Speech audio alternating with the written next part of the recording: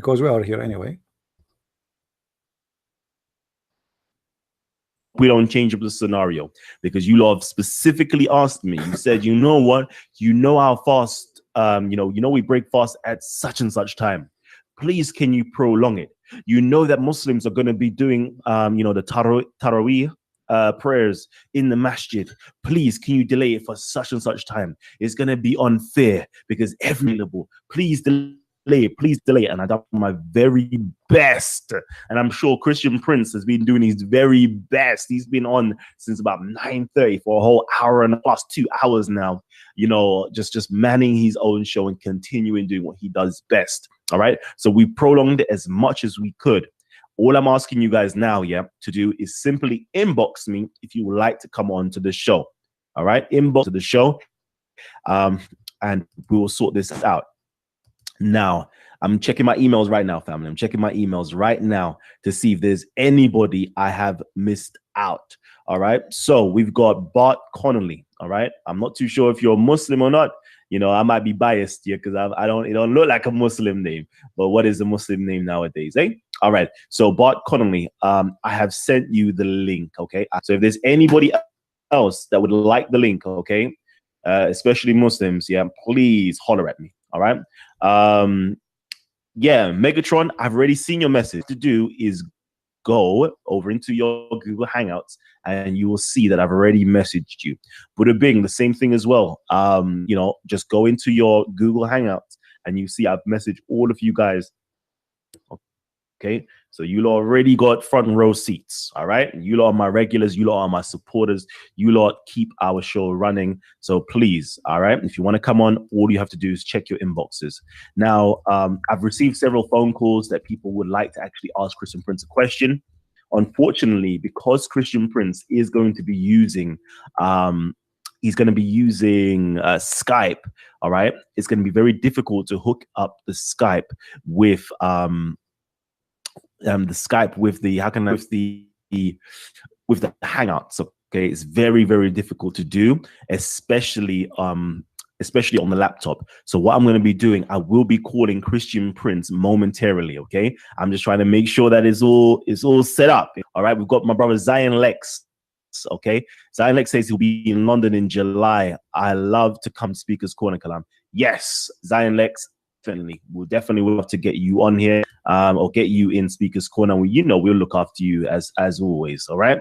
So yeah, I know Christian Prince is ready. Don't get twisted. I know, please just bear with me for a little bit. I'm just trying to make sure that everybody has come on who needs to come on, and then I'm going to open it up so we can have your grand, and just bear with me for a hot minute. Okay, my apologies.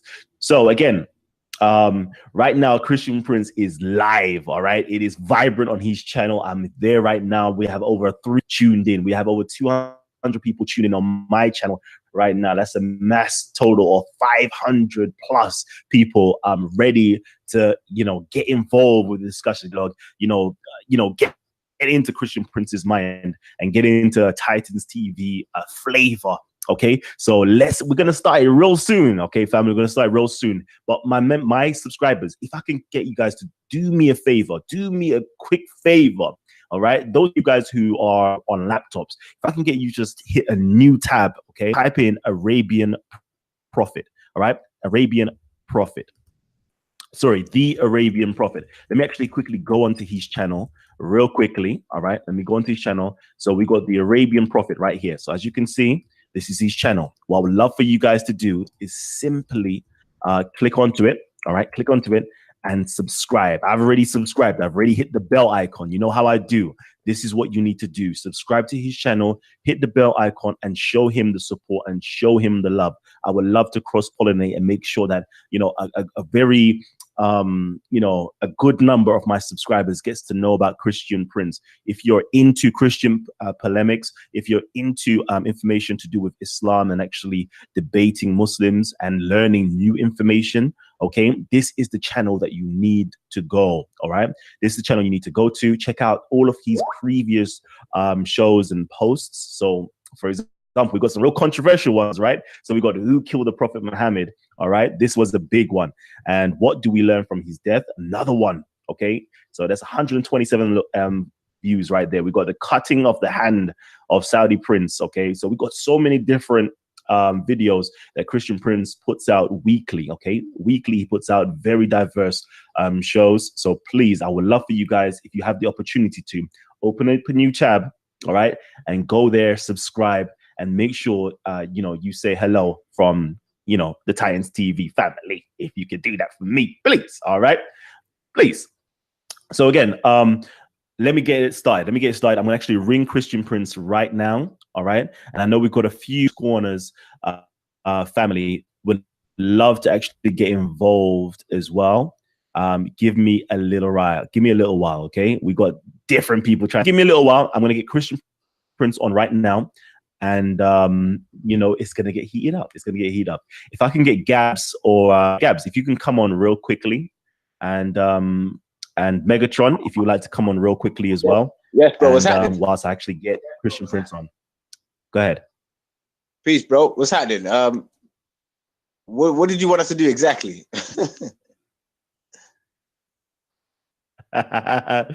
You know what? I just want you guys to filibuster real quickly. Let me know how you are feeling about Christian Prince actually coming onto the platform. What type of information you're looking forward to hearing. If you've got any questions for Christian Prince as well, come on. Let's get it. Okay. Now, me personally, I'm actually excited because I remember the first time you mentioned about a brother to me, and the brothers brought up some good points. You know what I mean? So to me personally, it'll be good to see how it'll be good to see how how most of his knowledge and the information that he has. And what I would love to see is some of our Muslim brothers in the community and stuff to come on, Muslim brother on and have a nice discussion and dialogue with them and see where it goes. So me personally, I'm just pumped, waiting to see when let's go. Oh, Megatron, what we say? All right. Can I just say I couldn't focus in college all day today because I was thinking about this debate. Christian Prince is the one Christian that puts the fear of Jesus into the hearts of Muslims. I challenge any Muslims to call him. If Zakir Naik was on Titans TV, I would be the first one there debating him. Muslims, do not be scared. Go on, and we'll see what happens. All right.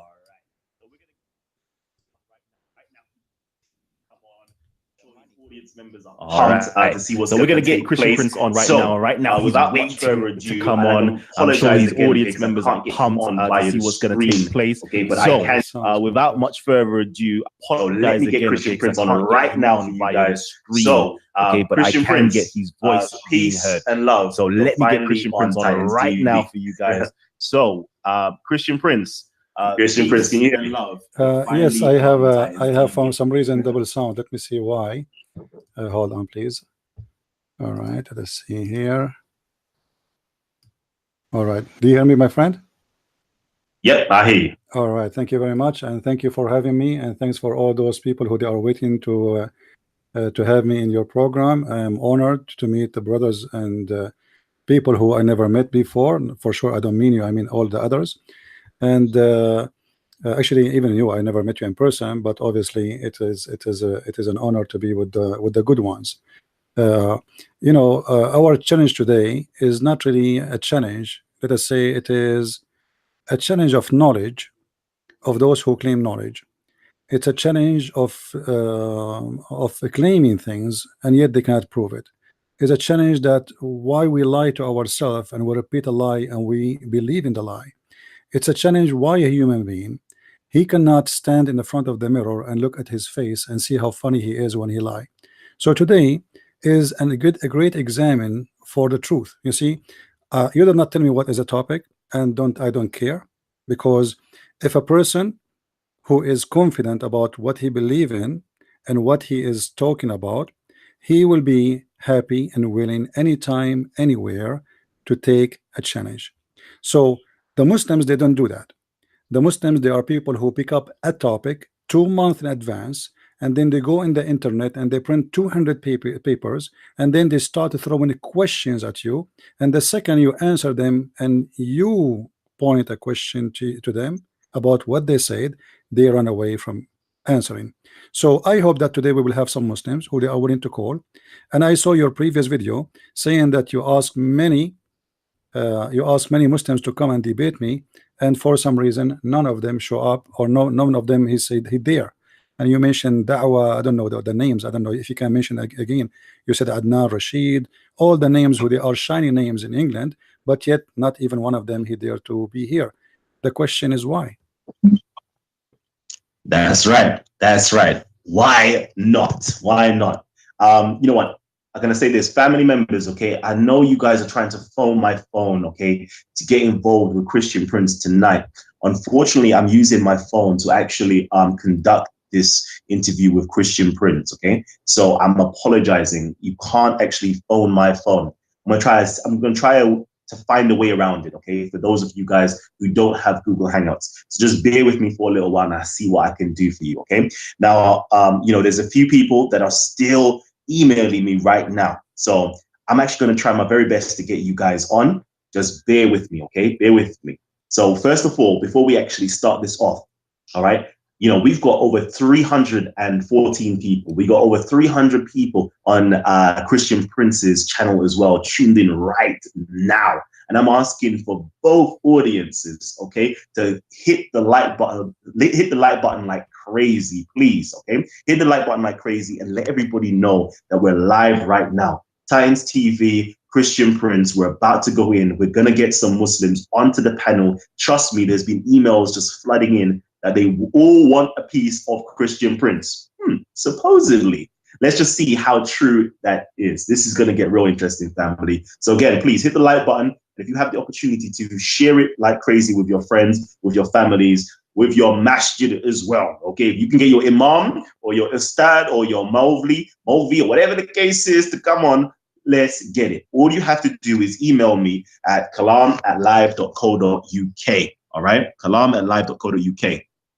Now, whilst that's happening, I'm gonna email you guys the link, and also I need to ask Christian Prince a few questions. All right, because we need to get to know the mind of Christian Prince. I want to know, you know, how long has Christian Prince been Christian Prince? How long has he been going at it? How long has he been diving into the Islamic scriptures and trying to raise his brothers and sisters in humanity, you know, into or away from, you know, Islam and into Christianity? So I want to delve into that real quickly.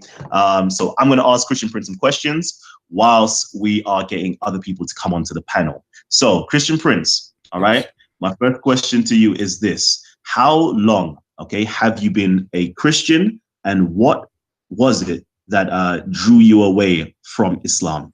First of all, I'm not an ex-Muslim. However, according to Muhammad, every one of us is born as a Muslim. And because of that statement, so you can say that you and me, and there's more than 5 or 6 billions are ex-Muslims already. This is how funny Islam is. Now, how long I am a Christian? And first, I'm born of a Christian family, but I am born with the Christ. You know, let us say every day I'm born with him more, getting more closer. I am a sinner man. I don't claim to be a priest or a bishop. I'm like everybody, and I ask God for forgiveness for my sin. And this is what we Christians believe in, that we are born with a Christ in every day in our life. And about Islam, since I was a child, you know, Muslims, they challenge us as Arab Christians about our belief. Like they say the Bible is corrupt, Jesus did not die, Christianity is stupid, you know, you name it. So, and I look around me and I could not find really people who they can answer the Muslims, because Islam is, you know, is a violent religion, and nobody want to dare even to be involved in answering. Not because they cannot answer. There's many people, they are educated, but very few, they, let us say, dare to get involved in this topic. So me myself, I decided to study Islamic law, and I finished my degree in Islamic law, and I'm qualified to work as a judge in an Islamic Sharia court. But this is not how I get my knowledge, because in Islamic schools they teach you really nothing. I mean, they praise Muhammad, they praise Allah, everything is perfect. It's a perfect image of a God. His name is Muhammad, and if a prophet, his name is Allah, because the image is totally what the opposite from what the Muslim they say. The Muslim, they say that Allah is God and Muhammad is a prophet. But if you think carefully about what Islam is about, you will notice right away that the God is Muhammad and Allah is not even a prophet. He is just like a name used and abused for the sake of the glory and the benefit of this man. His name is Muhammad. So I study hard and I spend long and many years of my life, and I have many books. If you go to Amazon.com, you can search for my books. Just type Christian Prince and you will find many list of my books. And actually soon, by maybe the coming week, we will have, in a few days from now, we will have my book. It's called Sex and Allah, about the sexual teaching of Islam, is going to be published very soon. So my mission is long and my trip is long, and this is how you build your knowledge. You know, nothing happened. Nobody is born with his knowledge. Very true. Very true. Okay. So you know what? I never knew this. Okay. So this is news to me. I'm learning every single day about Christian Prince. Okay. So family. What I'm going to say is this. A lot of you guys, I've seen your messages via Facebook. I've seen your messages via the email section, right? And I've sent you guys the links. All right. So all I'm saying is I'm waiting for you guys to come on. We've got somebody from Yemen, all right, saying that they're looking to come on in a few minutes to debate Christian Prince. All right. We've got a Sufi saying that he's ready to come on also and debate Christian Prince. Right. So I'm just simply waiting for you guys to finally turn up and attend. All right. There's no excuses. There's no excuses right now.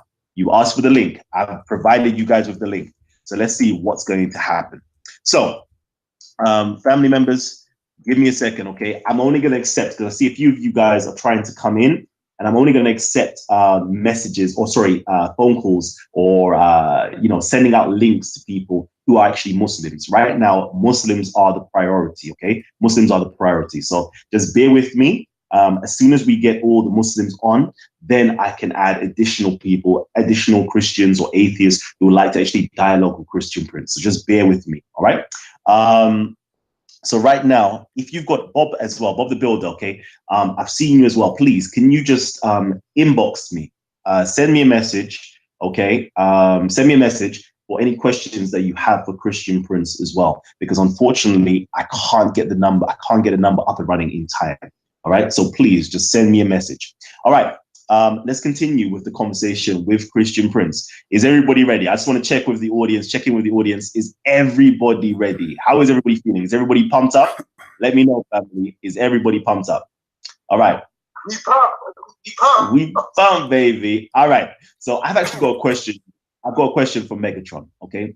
And Megatron asks, you know, actually, you know what? Let me do one better than that. Megatron, if I can get you to come on and actually ask Christian Prince a question, please. Christian Prince, can you please talk about Muhammad's experiences and submission to the devil himself, please? Yeah, one of the strange things about Islam, that the Muslims, they say that Muhammad is supposedly, or the whole idea of Islam is against the devil. But if you go in details in the Quran and in the Hadith, you will find that the devil is a good Muslim believer, and he was a person who been, like, let us say, guided by Allah to be the enemy of the prophets.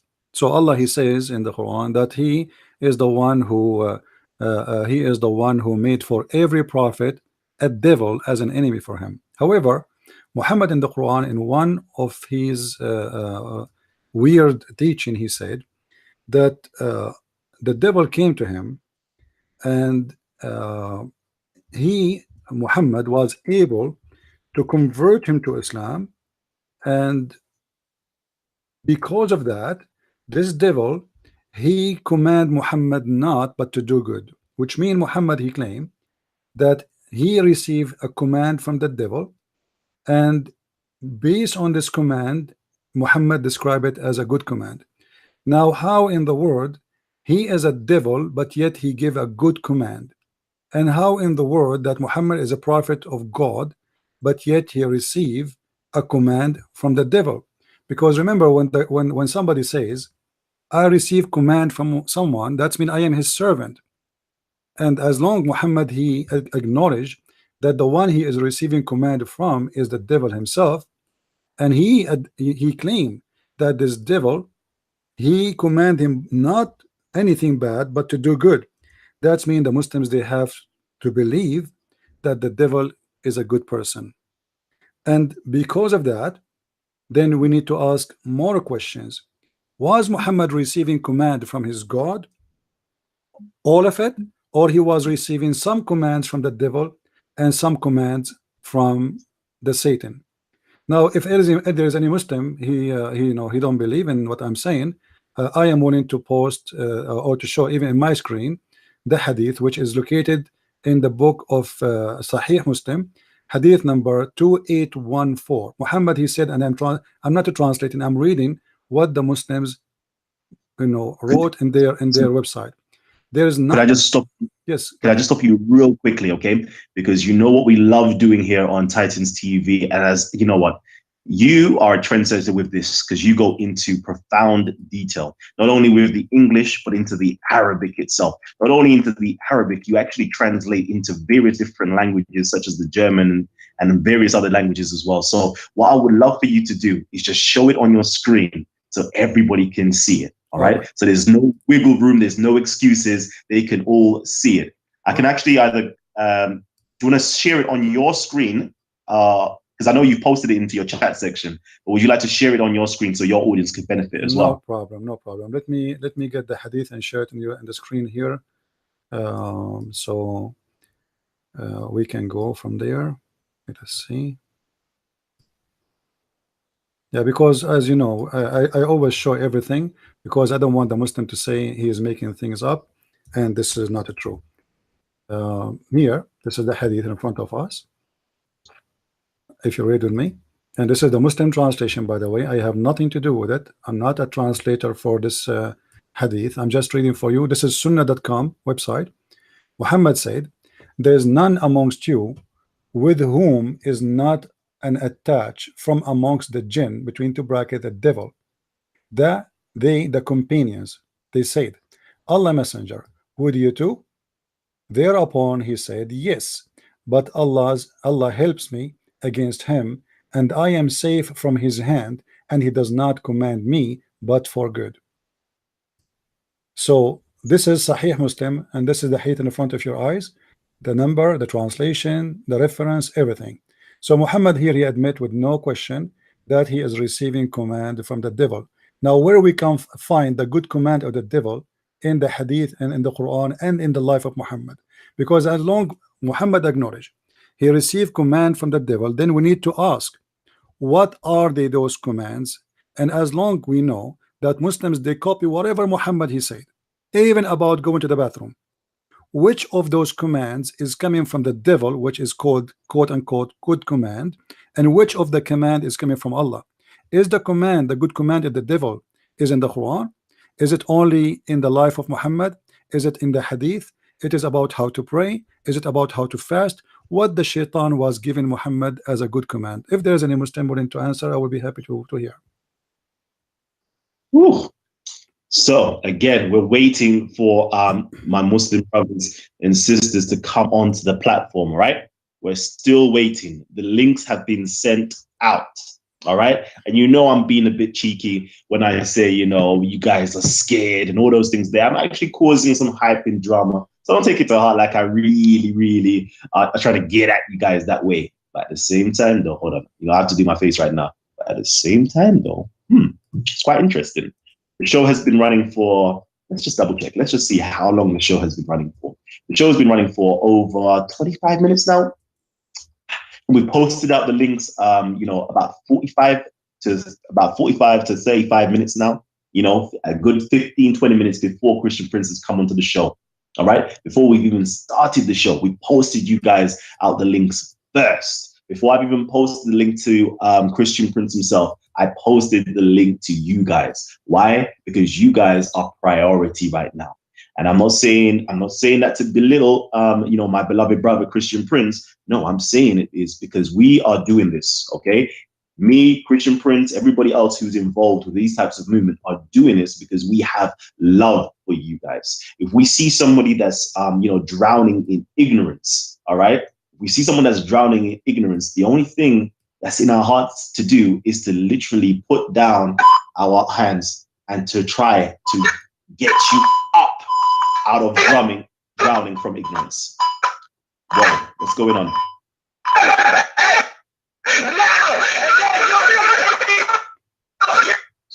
So already, we've started to see it. We've got trolls coming in. There's trolls that's now inboxing and trying to get the links and trying to come in. So we can already see that they're just, they're trying to disturb the show already. We've seen it in the past that they've come on and tried to disturb the show, and it's always to do with Islamic related content that they want to disrupt. What is it? What is it that you're so scared of? All right. And I'm going to say this to you guys, okay, because you trolls that are coming on, okay, you're making your religion look so bad. You're making your religion look so desperate that the only thing that you can do is attack other people. The only thing you could do is troll. The only thing you could do is hijack, okay, something like this, which is to be educational and informative. Is this how weak your religion is? Let me know, because so far you're proving it to be such. And I don't believe so. I've got high respect for your religion, but you're proving to have a very weak religion right now. All we need you guys to do is to come on and educate yourselves and educate our own audience. If you believe that Christian Prince is wrong, guess what?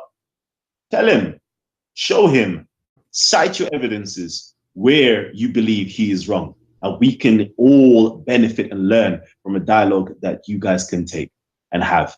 So let's continue with my brother Christian Prince. And again, we're still waiting for you guys to come on.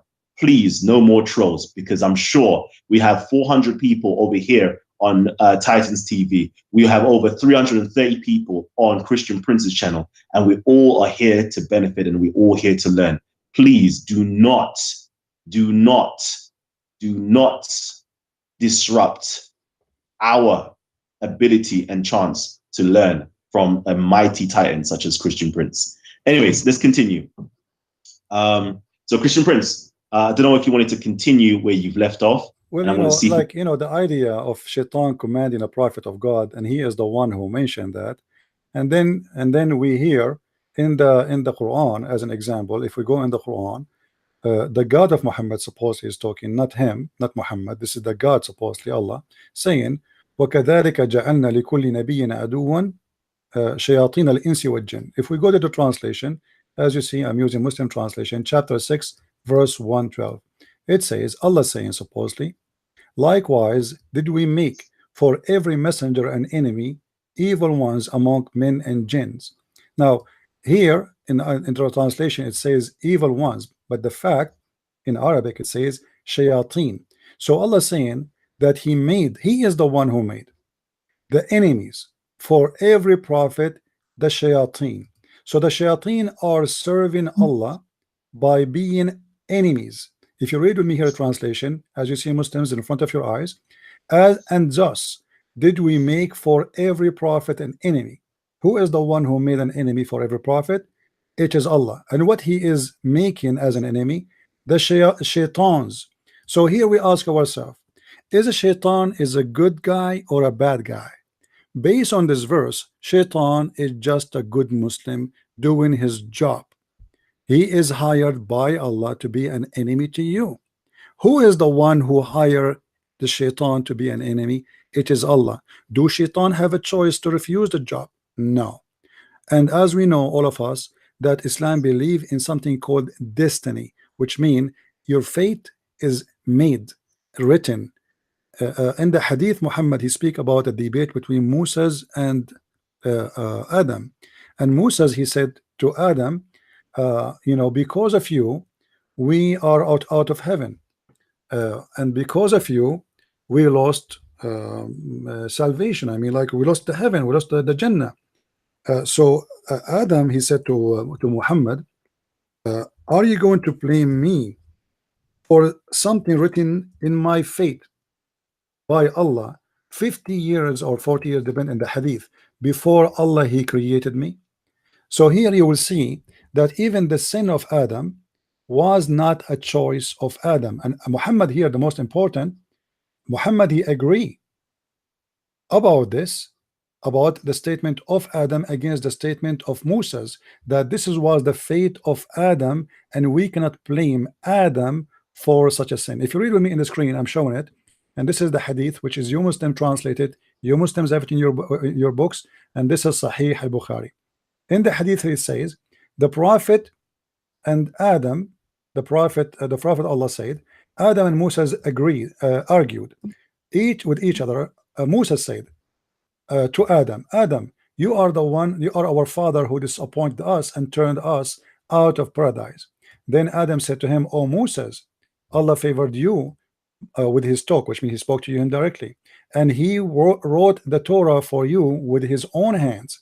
Do you blame me for an action which Allah had written in my fate 40 years before my creation? So Adam, and Muhammad now is the one continuing talking, so Adam confuted Moses, which means he refuted Moses.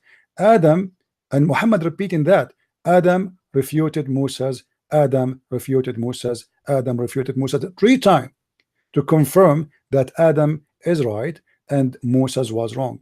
And based on this, that the sin of Adam itself is the sin of Allah, because if Allah is the one who wrote for Adam before he created him, and Adam is saying, you cannot blame me. I mean, how you can blame me for what Allah he himself he made? How you can do that? You cannot. So Allah is the one who creating sin. Allah is the one who is designing the sin, and yet he want to punish Adam for the sin which he did not do. It was the sin of Allah, created by Allah, ordered by Allah. And based on that, if we go back to the chapter in the Quran, chapter 6 verse 112, where it says that Allah he made for every prophet a shaitan as an enemy, here we understand that the shaitan who misguided Adam is the same shaitan who misguided the prophet. Why? Because this was the plan of Allah, and those people they fail because it Allah planned for them to fail. So here we need to ask ourselves a question: why shaitan is a bad guy then, if he command Muhammad good command, if he is a Muslim, if he obey Allah, and if this is the plan of Allah? Why Adam was kicked out of heaven if this is the sin of Allah, and he have no choice but to do it, and it's written for him 40 years before he created him? Why shaitan is not considered God for Muslims, or let us say at least he is a holy, he is a saint when he is obeying Allah in total obedience? This is what the Quran says, and this is what the Hadith says, and this is what their prophet said, not me. How they can answer that? Ooh-wee. All right. You know, I think it's getting a bit hot in here, and I know it definitely is getting hot in here because we have a lot of trolls that's coming through. So again, I'm going to call out to my Muslim brothers, okay, to see if you guys are able to come onto the platform, all right, and you know, speak up if you can. If you can't speak up, okay, I'm going to allow you the opportunity to grill Christian Prince, okay. I'm going to allow you, okay, to be on the charge, all right. I'm going to make sure that you're not on the back foot. And I'm going to say this, over here at Talk with the Titans, we have 3 rules. Rule number 1 is to keep your mics muted at all times. Rule number 2 is to respect the cipher of our Titans. So therefore, if our Titans is speaking, please, we don't expect you to overtalk them. All right. And our 3rd rule is this, okay? This is a family-friendly show. We've got children watching these shows. We've got aunties and uncles and everybody tuned into these shows. So all we're saying is please respect yourselves, respect our audience, okay, members, and respect our panel members. So what that means is, please, no profanity and no ad hominem attacks, okay? We would love to keep it nice and friendly. So I believe we do have a Muslim on the panel. You know, correct me if I'm wrong. Liberal, are you there? The Liberal, are you there? Okay, Liberal, let me know if you're able to unmute your mic and speak, all right? Again, so he's not a Muslim. He's not a Muslim. Okay, so the Liberal is not a Muslim. So again, we're still waiting for, you know, all the Muslims that have asked to come onto the platform, all right? And regardless if you guys try to troll or do whatever the case is, it don't matter, because we've still got a backup channel with Christian Prince, and we're still going to be on there on Christian Prince's channel, and we're still going to be pushing forward. That's wonderful and great information. The more you guys try to troll, the more my audience members will now migrate over onto Christian Prince's channel. All right. And all the Muslims will be going on to Christian Prince's channel, and they're going to be getting that good information and knowledge. So no matter what you do, okay, it's always a win-win situation for us. So let's get it in. Do you know what? Yeah. There are a few more questions that, let's see. Salman Mohammed, are you a troll or are you a Muslim that would like to ask a question?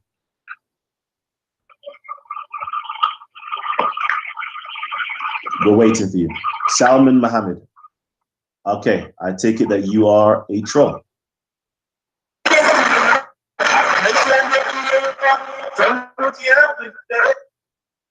Yeah, so again, Christian Prince, I apologize. This is what. No, it's okay. It's okay. I'm used to them. I'm not new in this, my friend. I am doing this long before even you even speak about Islam once. They cannot answer us. They cannot debate us, and they are very funny. And the what is making more funny, maybe the one is scoring you right now is the genie of Muhammad who converted to Islam. Maybe it's not a Muslim, because remember, the genie, the shaitan who became a Muslim is a good Muslim, and maybe we can receive a phone call from him so he can debate me. Maybe we can have finally a debate between a Muslim shaitan and Christian Prince. That would be amazing.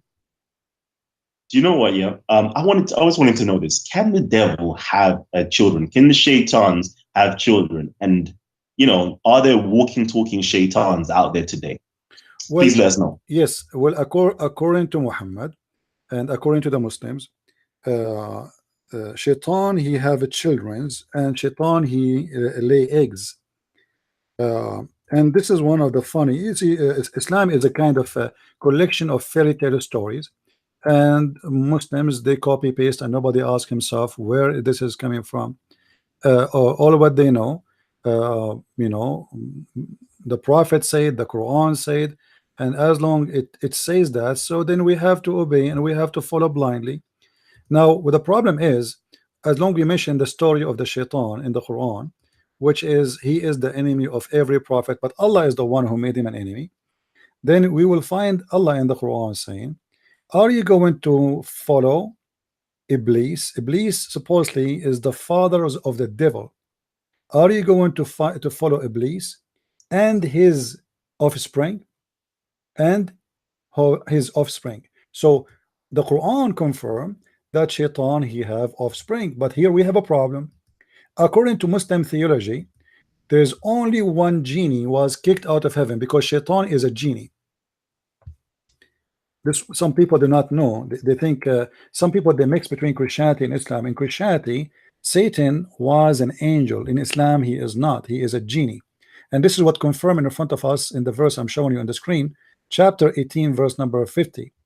This verse saying clearly that shaitan, Allah, he ordered all the angels to bow down to Adam, which is very fishy and very funny, because why God he order anyone to bow down to anyone except God? The Muslim, they say to us that we don't commit shirk and we are the only one who we bow only to Allah. But the fact, it is Allah the first one who asked people to bow to someone else beside him. So here we see that Allah said, behold, we said to the angels, bow down to Adam. They bowed except Iblis, and he was one of the jinn. Then, and he broke the command of his Lord. So he broke the command of his Lord. But the fact, this is not true, because Allah, he said all angels bow down except the genie, but the genie is not an angel. So this is a very stupid statement in the Quran. Imagine I say all dogs get out, and then I get angry from the cat. I said dogs. Angels are not genie, and genie are not angels. They are two different kind. So Allah ordered the angels. Why he's upset from the genie? That because it's a stupid mistake in the Quran. And then he says, continue, are you going to take him and his offspring as a protectors rather than me? So the Quran confirmed in this chapter that shaitan have an offspring. And because Allah, He kicked only one genie out of heaven, the Muslim now they have a struggle with this. How shaitan he have offspring? If he have no partner, he have no wife. So they come with the method saying that according to what they learn from their scholars to scholar to prophet, that shaitan he have a penis in the right leg of his thigh, and he have a vagina in the left side of his thigh, in the other side. And then when he want to have sex with himself, he shake this with that, and then this is how he have a children's. And actually every day he lay 10 eggs, and from every egg he lay down 70 shaitan and 70 female shaitana. Shaitana in Arabic mean female shaitan. So this is the madness of this religion, teaching us that there is a creature who is somehow transgender, I don't know what you call it, but he can have sex with himself, and he can make himself lay eggs, and he can have children's just by sleeping with himself. In the same time, those children's are male and female, which is funny, because if the father is male and female in the same time, why the children's, the babies, are male and female? So obviously it's a fairy tale stories, and Muslim they love those fairy tale stories, and the Quran and the Hadith and the interpretation is full of it. And the more you read, the more you find how crazy this religion is. And you know what? If there is any Muslim, he want to say to me that what you said is a lie, I challenge you. Call us right now. Say, Christian Prince, I challenge you to show us in the screen the reference of shaitan have a penis. I challenge you to show us where he have a vagina. I challenge you to show me where he can have eggs. Why you don't Muslims, you call and challenge us, so everybody either will laugh at me or will laugh at the teaching of Muhammad.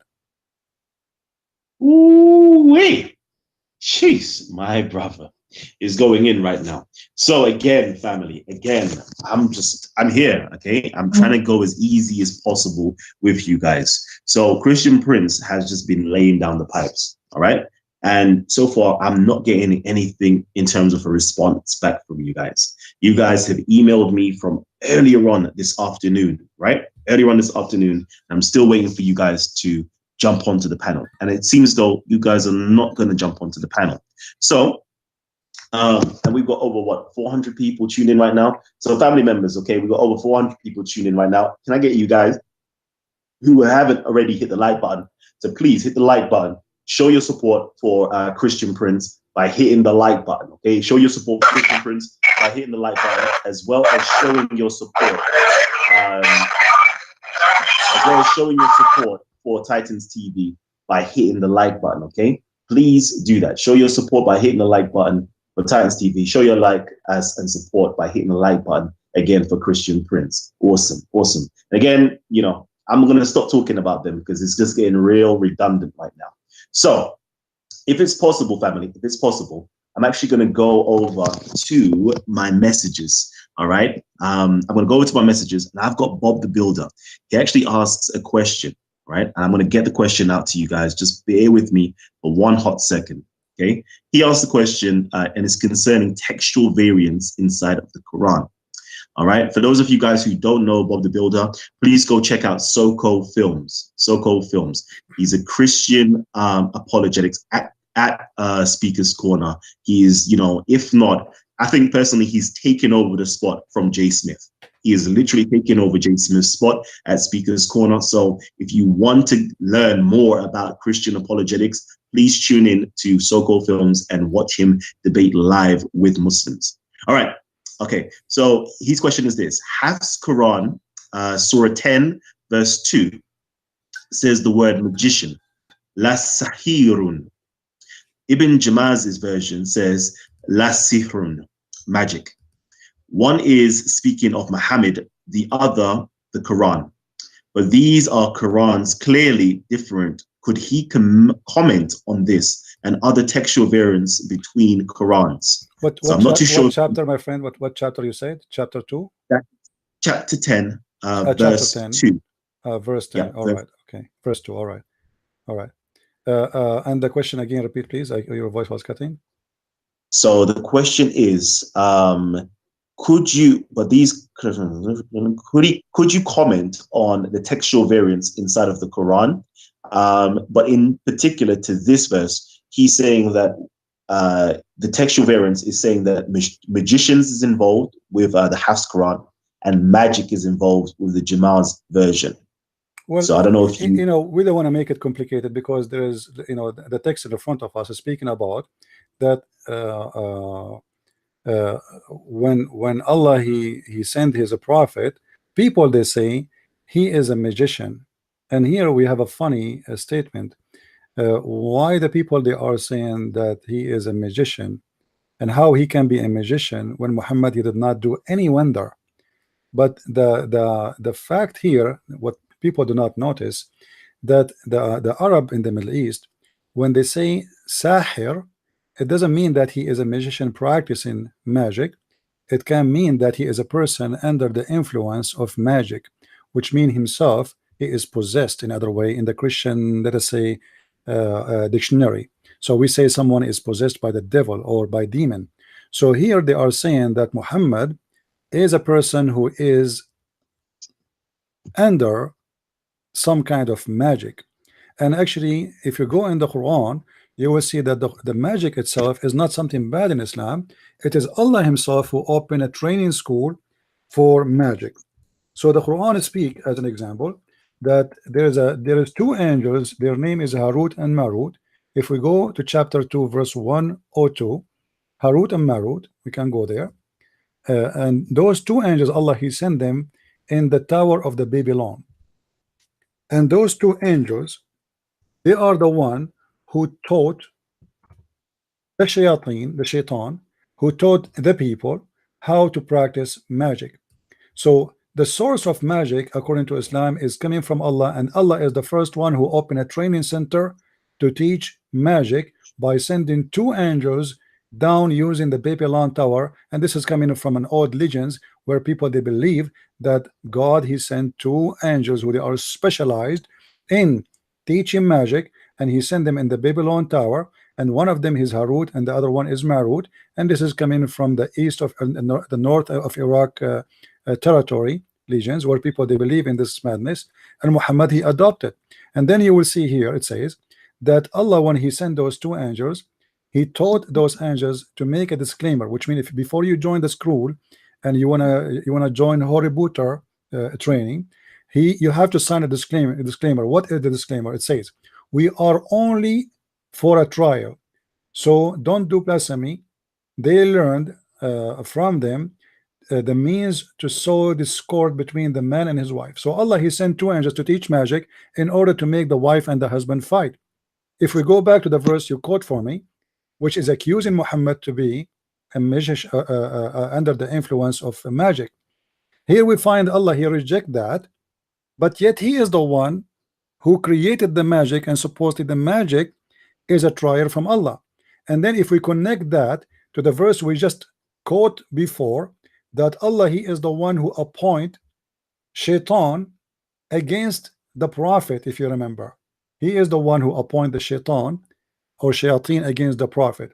So if shaitan learned magic, and magic is coming from Allah, and Allah appoint shaitan to be against the prophet, and the prophet was accused that he is controlled by the black magic or by a magician, and this is all is the plan of Allah.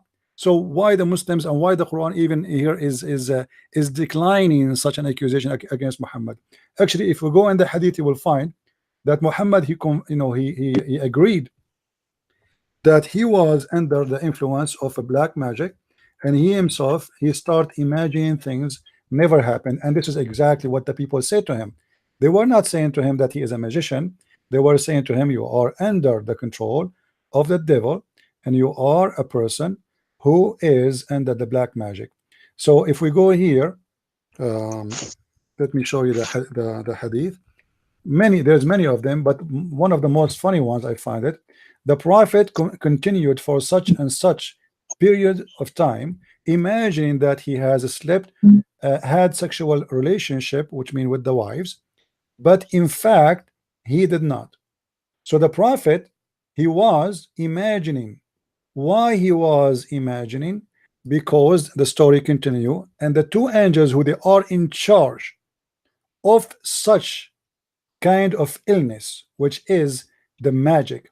Two angels, they came to Muhammad's room, and as you see here, Muhammad described them as two men. There are come to me two men, one of them sat near my feet and the other near my head.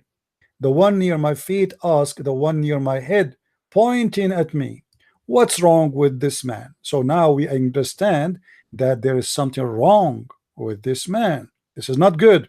This is not good. Something wrong. The other one replied, he is under the effect of a magic. And this is what the people, they were saying to Muhammad, you are just a person who is possessed. You are a person who is under a magic, and we know your story. Even your wife told us about it. Even you say that. So as you see, Muhammad himself confirmed that there is two angels. They come to him and they are coming as a rescue from Allah to save him from the problem. He is under the effect of a magic, but magic is satanic. But the Satan is taught by Allah. By who? By the two angels, Harut and Marut, and they are obviously the same two guys who came to Muhammad to save him from the issue, because they are the master of magic, and they are the one who taught magic, as we saw in the previous surah. So they are saying to him, you are a possessed man, you are a person under the influence of the devil. How we can believe thee? You must be a false man. Ooh, wait. Now that's powerful. That is absolutely powerful. And again, I'm actually giving up any form of hope that some Muslims will actually come onto the panel and discuss. So what I'm asking you guys to do right now, okay, is to send in your questions. Send in your questions via email. Unfortunately, we've got too many people. I'm not complaining that we've got so many people, viewing Titans TV and the Arabian Prophet Christian Prince's channel. I'm not complaining, but the only way I'm able to vet these questions and ask these questions is if you guys email me over your questions. And so far, we actually do have a Muslim that has emailed us over a question based upon the hadiths that my brother Christian Prince put up. So let's see. Give me one hot second, family. I'm just going to pull up the question right now, or the comment that was made. So this is made by somebody by the name of Bin Hamud. Okay, Bin Hamud or Bin Humud says this. Hi, your speaker made reference to two hadiths at the start, but misconstrued its meaning. Sahih Muslim referring to the jinn. The Muslim understanding is that the jinn, much like humans, are of tribes and nations. They are not all necessarily evil. Some are even Muslim and some are righteous. And all are subject to divine law and judgment. Allah commanded the jinn to serve Solomon, for example. The hadith did not make reference to Iblis, the fallen devil. It mentioned the jinn in the context as a whole. Number 2 point, or second point, the speaker then makes references to a second hadith in which he mentions that Allah created the jinn to distract the prophets and to attempt to deviate them from righteousness. Muslims believe that there is no soul created by God so perfect as not to commit sin. The prophets too are not exempt from sin. This is a fact known to all Muslims. I'm already going to say to you this. I already seen where you've just opened up yourself for an onslaught from Christian Prince. So Christian Prince, this is the first person, the only Muslim that was brave enough to actually rebuttal anything that you had to say, and they've done it via email. So I don't know if you heard everything. Could you please respond to them? Yeah, first of all, he claimed that this is a genie, this is not a shaitan. Obviously he do not know what his prophet said, because Muslims are copy-paste people. They are limited to 2 lines, but they don't read the rest. The hadith in front of us, it says, I look for the messenger of Allah and put my hand on his hair. He said, your shaitan has come to you. I said, don't you have a shaitan? Don't you have a shaitan? He said, yes, but Allah, he helped me against him and he submitted. This is the same shaitan. So you are saying to me this is a genie, this is not a shaitan. It is a shaitan, my friend. Do you see the word? It's even written in English. So it's a very funny argument, with my respect to the gentleman who is trying to defend what he said. So it is confirmed that this is a shaitan, and actually the same hadith repeated in many places, that this is a shaitan who Muhammad is commanding him, but he claimed that he is surrender to Allah. I mean, a Muslim shaitan, that is the most funny statement. What is the second part you said about the verse in the Quran, right? That Allah, he made the shaitan enemy to every prophet, and the prophet, Yes. the prophet, he is just a normal human being. Yeah, before you do that, please, because unfortunately, all of the hadith is not showing on your screen. So if I can get you just to send the hadith over into your chat section, I can bring it up on my screen. I will post it on my, and by the way, this is sahih, as you see, so they will not say. I will post it on my chat. I advise people because I don't want to open too many chat, and that will slow my internet. Maybe my people there, they can post the chat for you, please. So this is Sahih Muslim, Sahih Hadith, Sunan An-Nisa'i, Hadith number 3960. Now about the Prophet, that he is, he is just a human being, and he is the same as everybody, and etc. Well, this will be contradiction for the Quran, because obviously this person, he did not read his book. If we go in the Quran, we will find the Quran saying the following, that Muhammad is promised by Allah that he is protected in the mean of religion. In the mean of what? In the mean of religion, which means nobody can fool him, nobody can command him, nobody can control him, no one. And if that is not included, devil, I mean, who is going to be included? It says here, يا أيها الرسول بلغ ما أنزل إليك من ربك وإن لم تفعل فما بلغت رسالته والله يعصمك من الناس. Allah is protecting you from the people. And then we will find that Muhammad is promised to that he is going to be protected from anyone, including even the genies. So if the prophet is just a human being, then how the Quran says that he is protected, and he is the one, he is preserved from any harm, from anyone to do black magic on him? Because remember, even the black magic, the Muslim, they claim that Muhammad it was done to him by a Jew, and this Jew, his name is well known. His name is Lubayd ibn al-Asam. Actually, the hadith we have in the one we showed you about the two angels, even they mention the name of the person, and they claim that even his daughters are involved of this story. As you see here, it says it was a guy, his name Aisha, she said, his name, the magician, his name is Lubayd ibn al-Asam, and he was a man from Bani Zurayq, and he is an ally of the Jews. So he is a person, a man, a human being who made magic for the prophet, but yet the Quran claim that the prophet is protected from mankind, and even protected from the genie. But yet we find that the genie, who is a shaitan in this case, because this guy forgot that shaitan and genie is the same. Now he said something funny. He said, this is not Iblis. I mean, this is funny, because who care? The shaitan is a shaitan. He is the first shaitan, he is the second shaitan, who care? You're a prophet, he said, my shaitan, he became a Muslim. I'm not going to ask him if he meant Iblis, the first shaitan, or the last one. What we care for, that he is a shaitan, and shaitan is a name of the devil. The devil, the first one, Iblis, is the one we spoke about him. He lay eggs, as we showed you. Actually, maybe this guy, I don't know why he did not mention it. We can go right now, and we can show in the screen from the official Islamic website of Saudi Arabia that shaitan, he had sex with himself, and he had sex with his vagina by entering this into that, which means his penis. And as you see here with me, I hope this Muslim is watching, and I hope he speaks Arabic. That will make it easier. They said, a person, he asked one of the companion, he said, about the Quran saying that shaitan, he have offspring. He said to him, do shaitan have a wife? فقال هل لإبليس زوجة؟ فقلت إن ذلك عرس لم أشهده. He said, do shaitan have a wife? He said, you know what, this is a wedding I never attend. This guy is a comedian.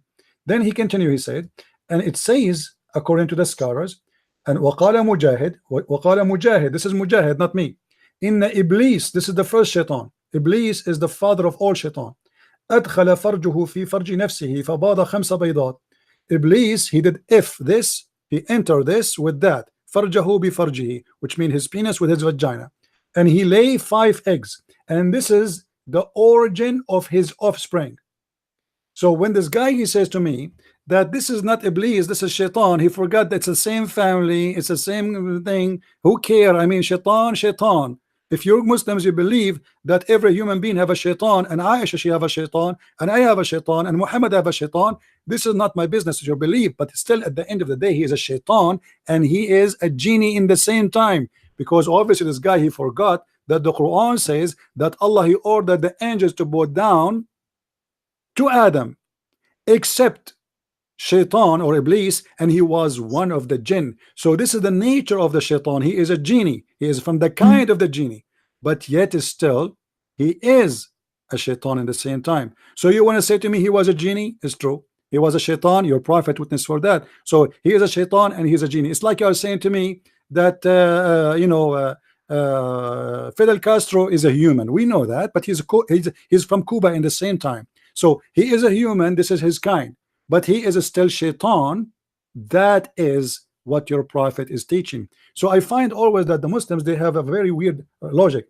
If we continue reading here, this is by the way Tafsir al-Qurtubi, and this is the official government of the Kingdom of Saudi Arabia. So people will not say I'm making things up. Let me zoom in, please, so you all of you can see where I am getting those reference from. This is not my made.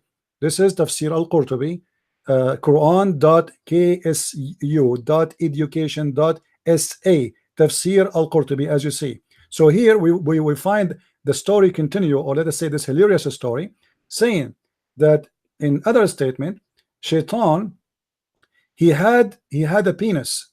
I hope the Muslims, they can read with me.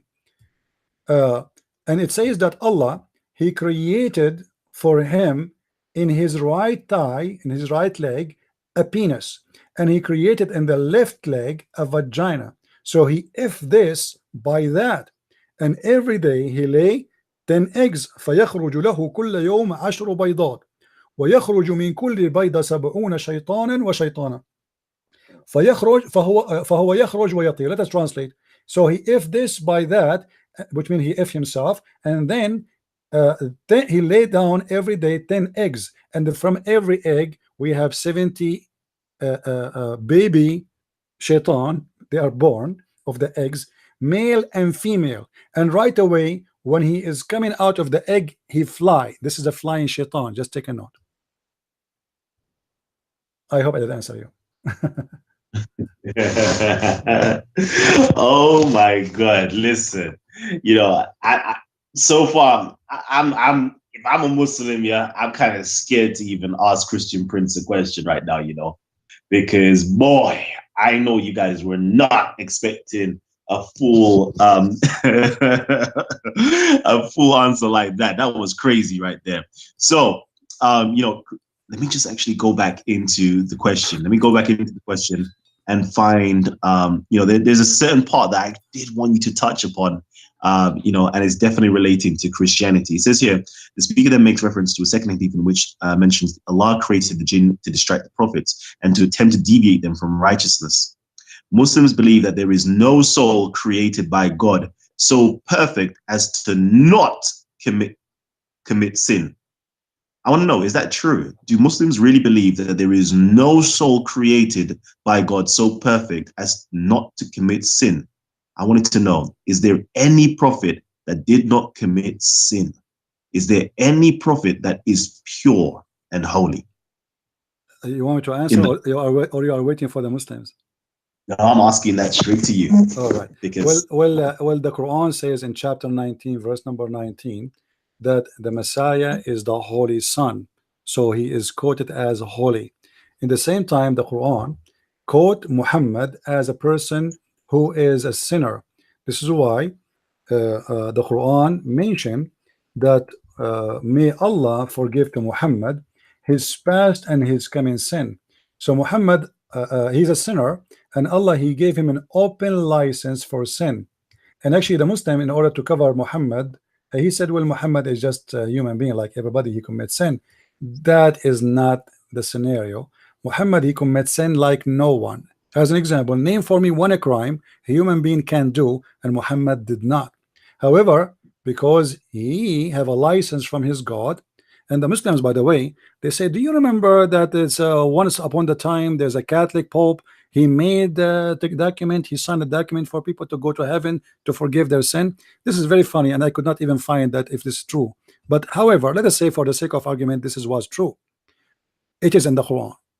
The first one who forgive the past and to come sin, it was Allah, and that was a privilege only for Muhammad.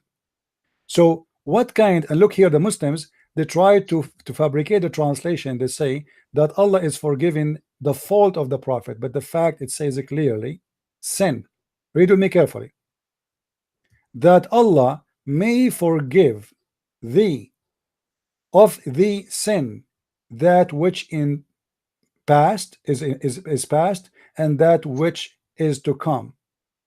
Allah is giving an open license for the sinner Prophet Muhammad, who is, as we showed you, he is commanded by the devil, by Shaitan, who is under black magic, as he himself, Muhammad, he said, and he have a license to do whatever he want. Allah, he forgive the past and the coming to come. But look here with me, how funny the statement of Allah. Allah saying that Allah may forgive thee the sin which is in the past and which to come. I challenge any Muslim to tell me how that can be may. Is Muhammad saved or he is not? Because when we say may, it means maybe, it means possible, it means not sure. But the one who is talking is God, but yet he is not sure. Why this is happening? Because Muhammad is the one who fabricated the Quran. So Muhammad, he want to give himself a license that, you know what, I am a prophet and I have a lot of sin, but don't worry, be happy. Allah, he just gave me a verse delivered to me by UPS saying, don't worry, be happy, your sin is forgiven, the one you did in the past and even the one you will do tomorrow. So don't worry about tomorrow's sin, do as many as you do. And the funny, the Muslim, they say that the Christians believe that Christ, he died in the cross, so their sin is forgiven. Well, we Christians believe that if we don't follow Christ, our sin is not forgiven. So when we believe in Jesus, that he died for us, does not mean we have a license for sin.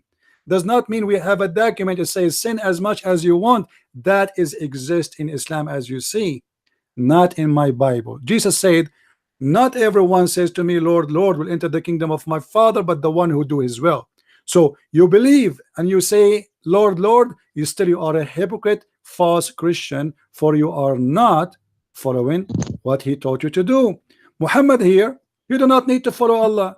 He is a past sinner, he is tomorrow sinner, and he have a license to sin. And not only that, we will find that the privilege of sin given to Muhammad wide open. As an example, Muhammad, he made it a logical sin. As an example, if we go in the Quran, we find that Muhammad, he said that any woman, she want to give herself to the Prophet so he can, I don't want to use the F word, but you know what I'm talking about, so he can do that to her. The Muslim, they say this is about to marry her. Let us say this is about marriage, but can you name for me one woman, Muhammad, a woman, she offer herself to him, she became a wife? We cannot find anyone. They offer for themselves for sex, and Muhammad, even that, he made it as a privilege for himself alone.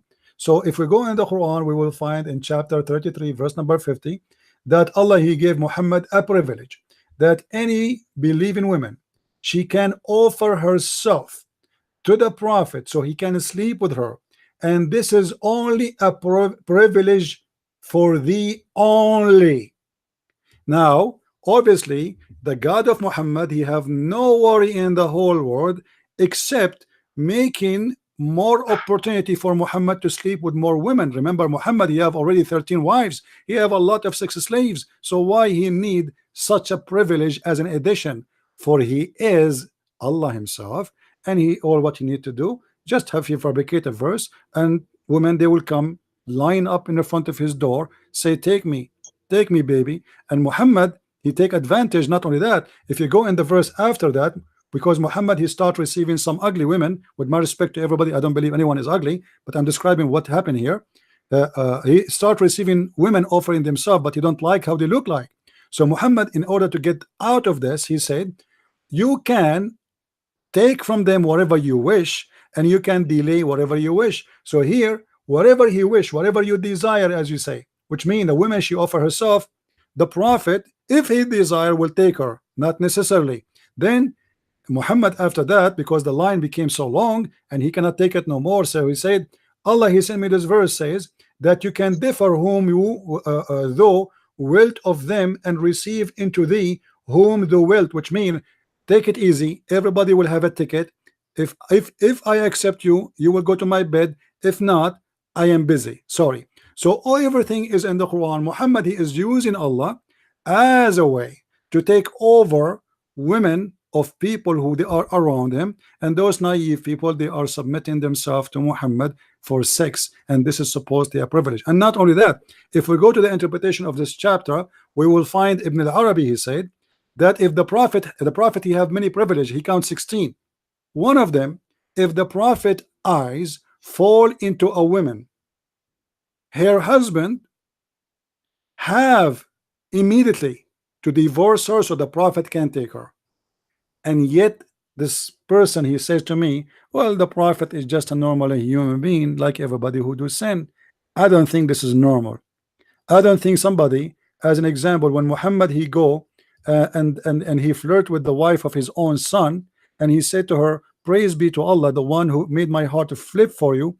I don't think this is normal. I never heard of someone even go to his friend unless he is a very bad person. We are talking about a man who claimed to be a prophet, and he adopt a man, and then he go to his wife when the husband is not home, and then he flirt with the wife, and he said to her, my heart is beating for you. And then the husband come back, and the wife, she tell the husband what the prophet he said with loud voice and purpose, so she can hear it. And then the man, he went to the prophet, he said, prophet, let me divorce my wife, she hurt me, let me divorce her. The guy is scared. Obviously his father, he want her, and he know that he's a criminal, so he decided to give her up before it's too late. He said, Muhammad, he said, keep your wife, man, keep your wife. And Allah, he made a verse for Muhammad saying, why you are saying to the man, keep your wife when you want her, you hypocrite? So Muhammad, he got the wife from her husband after flirting with her in her house.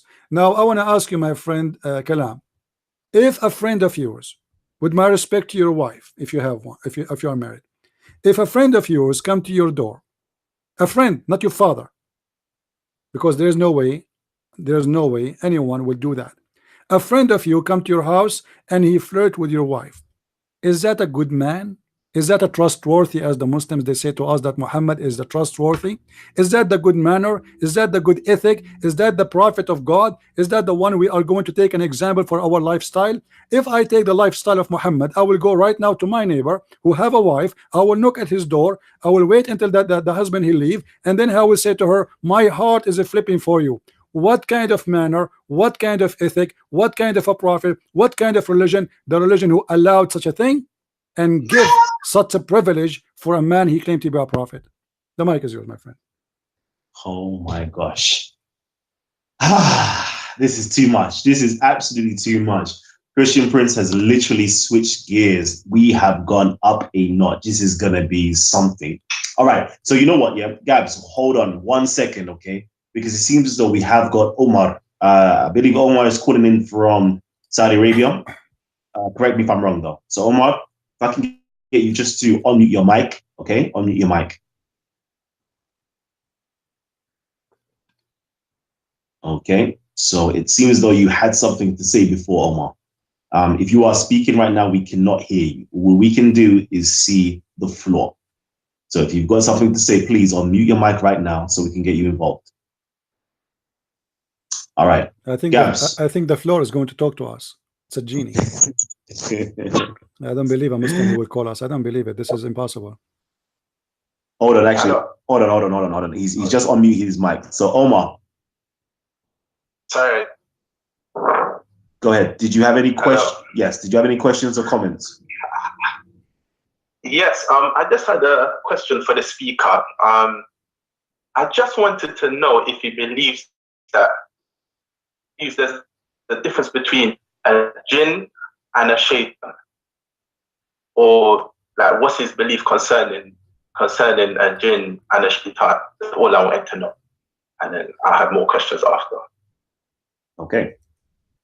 My friend, So I don't believe in jinn. This is your belief. I'm not a Muslim.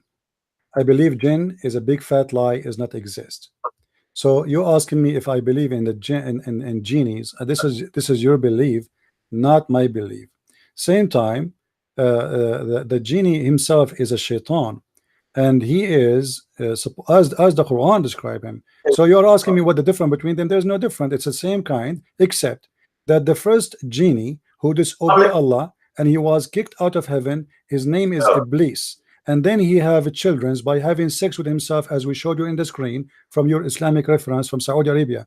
And as long you are from Saudi Arabia, I'm sure you are familiar with the website I just showed in the screen. So Shaitan, he is Iblis, the first genie who disobeys supposedly Allah. Why? Because he refused to bow down to Adam.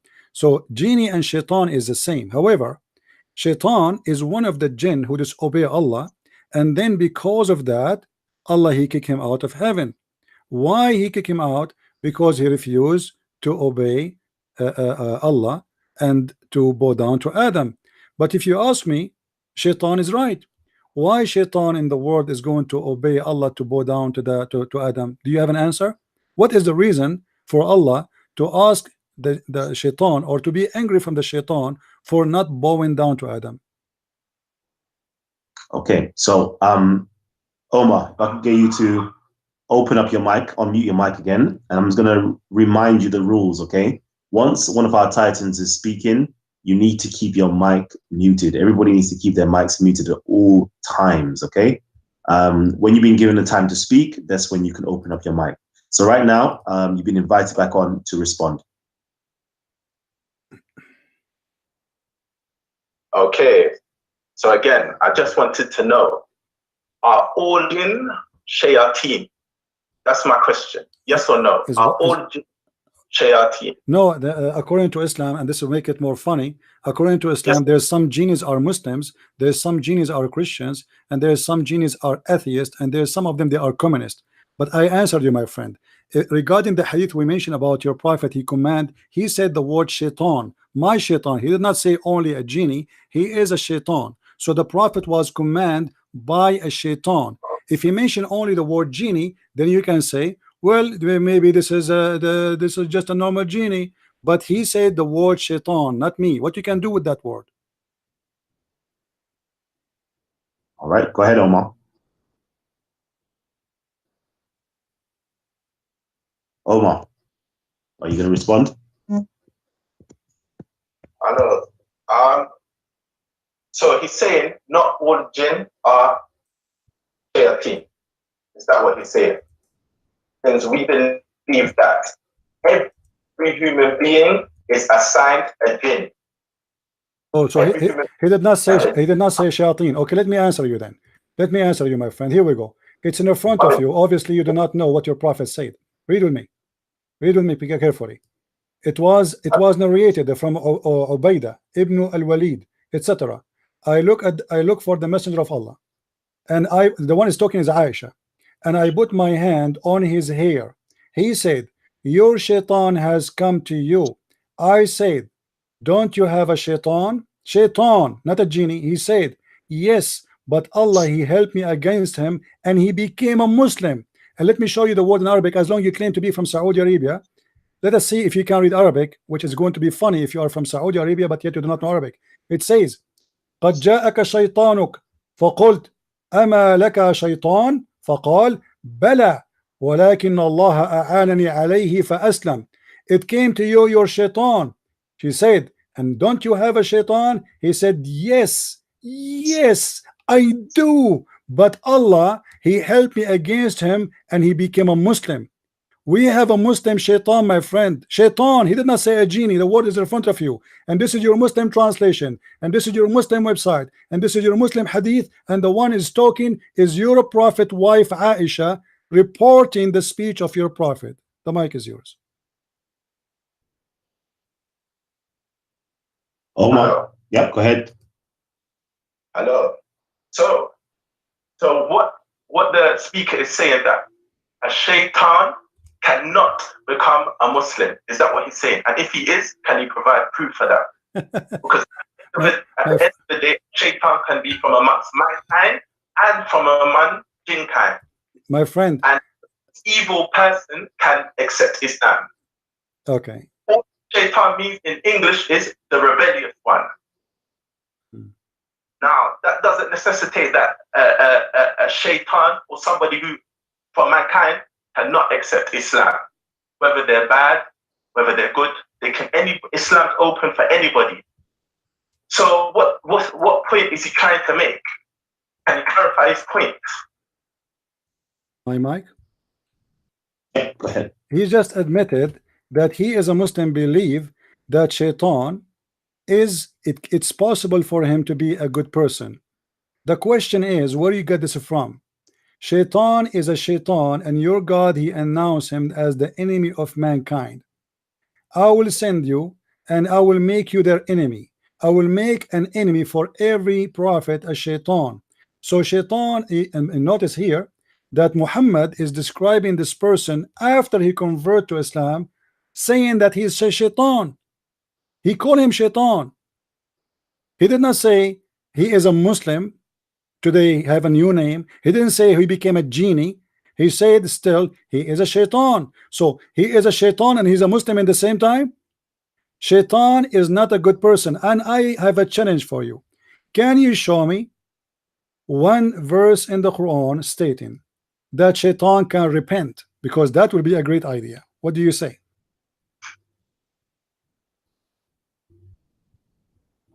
Say that again?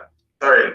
Can you repeat that for me again? Can you show me a reference from the Quran saying that shaitan, it is possible for him to turn and to be a good person? Who's he? By the word, when you say he, Shaitan, whoever shaitan, your Quran not only mentioned the word Iblis, your Quran mentioned the word shaitan, and shaitan are the children of Iblis. So your God, he mentioned shaitan, and he mentioned Iblis. So now Muhammad, he mentioned the word shaitan. So let us focus with the word shaitan. Is it possible, according to your religion, that there's a shaitan, he can repent to God and be a good person again? Can you show me the reference? No, that's for you to show me. At the end of the day, well, my friend, I'm not the one who believe in this. I'm not the one who believe in this. You are asking me for the wrong. I believe in the opposite. I believe shaitan is always a bad person. It is your prophet who said shaitan is a good man. Shaitan became a Muslim. Shaitan, he commanded him to do good. So you are asking me now to prove myself wrong? That's crazy.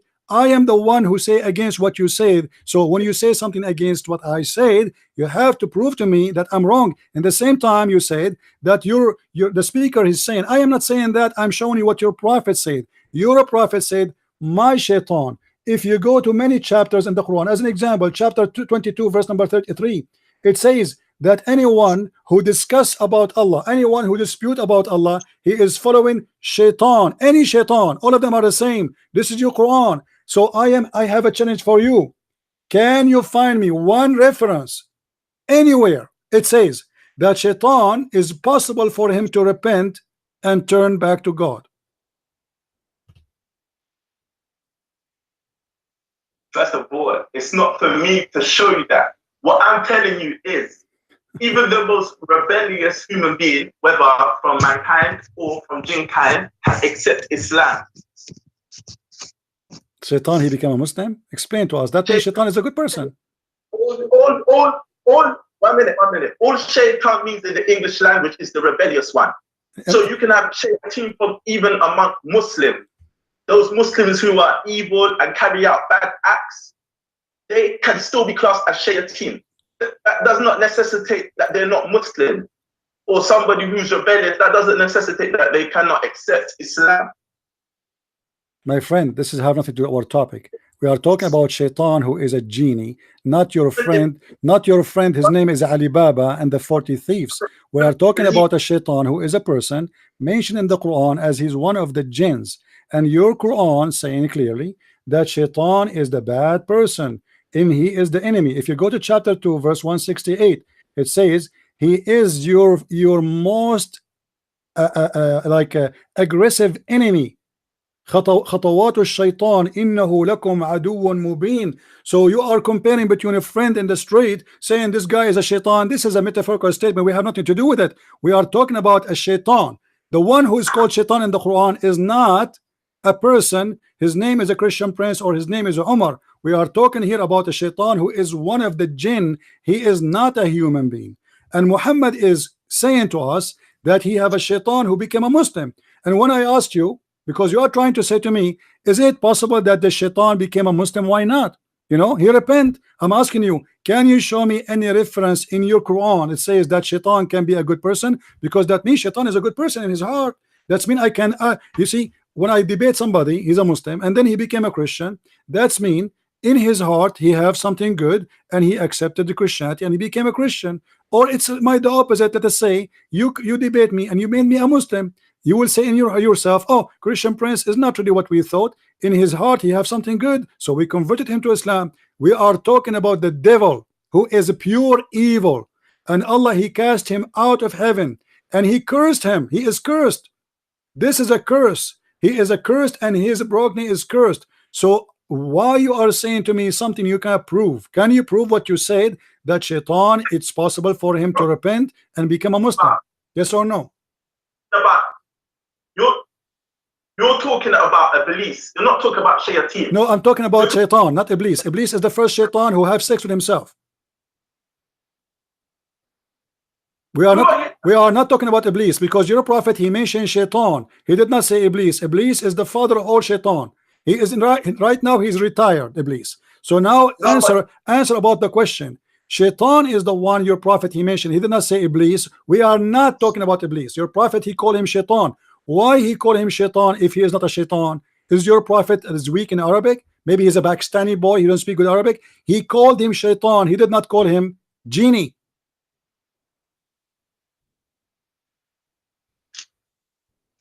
So you know what I'm going to do right now? Okay, I'm going to just switch it up small. I'm going to switch it up small. We can continue this dialogue, but let me switch it up because I know we've got so many different people want to get in. So hold on. I want to get Muslims on first, okay? So I believe we have Moe. Moe, you're Muslim, right? Yo, talk to me. Yes, can you hear me? Yes, I can hear you. Did you have a question? Yes. The guy speaking, is he? Can you see me or? Yeah, he can hear you. He can definitely hear you. Can you see me? No, we can see his blackness, darkness. Okay. So this speaker, is he an Arab? Because I just tuned in. I was sleeping. I just spoke up because I tried to get this done earlier. You said you couldn't. I just woke up and tuned into your channel, and I can hear an Christian prince. Is he an Arab? Yes, he's an Arab. He's an Arab. Did you have a specific question to Christian prince? Well, I just tuned in and I heard speaking about shaitan or something like that. Okay. Is he referring to a shaitan or the shaitan? Do you know what? I would rather just move from that topic, because that's the topic that Omar has been trying to deal with. I know that you've emailed me prior that you definitely wanted to get on and actually challenge Christian Prince. So is there something prior that you wanted to challenge Christian Prince on, so we can have a nice productive conversation? No, I just wanted to jump on because you said that no Muslim was willing to confront. Okay, so stay there, stay on the line for a little bit. Stay on the line for a little bit. I'm pretty sure that Christian Prince may have a particular challenge for you, and see if you can respond and answer the question. Yeah. All right. So let me go. Yeah. Stay there for the time being. I know we've got a lot of panel members want to get in. I'm going to go to somebody who hasn't had their voice heard so far. I'm going to go to Gabs first, then I'm going to go to Buddha Bing. So Gabs, go ahead. To be fair, just a quick one from me. I've just been listening.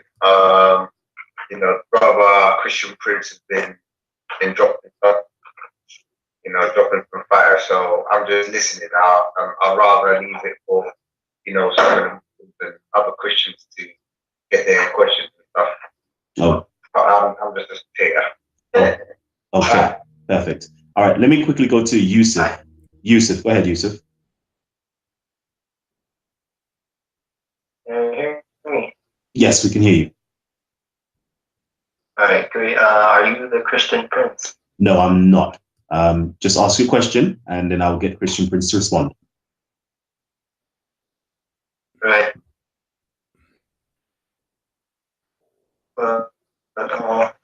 I had a few questions before, but you guys can move on. I'll ask my question 5 minutes later, okay? Okay. Can you ask a question now? Because I want to dedicate all the questions right now to Muslims. So make sure that my Muslim audience have an opportunity to speak rather than the Christians and everybody else. So if you have any questions right now, you can ask me, and I can ask you my question later. Okay? So you are a Muslim, correct? Yes. Okay. So did you have any questions for Christian Prince?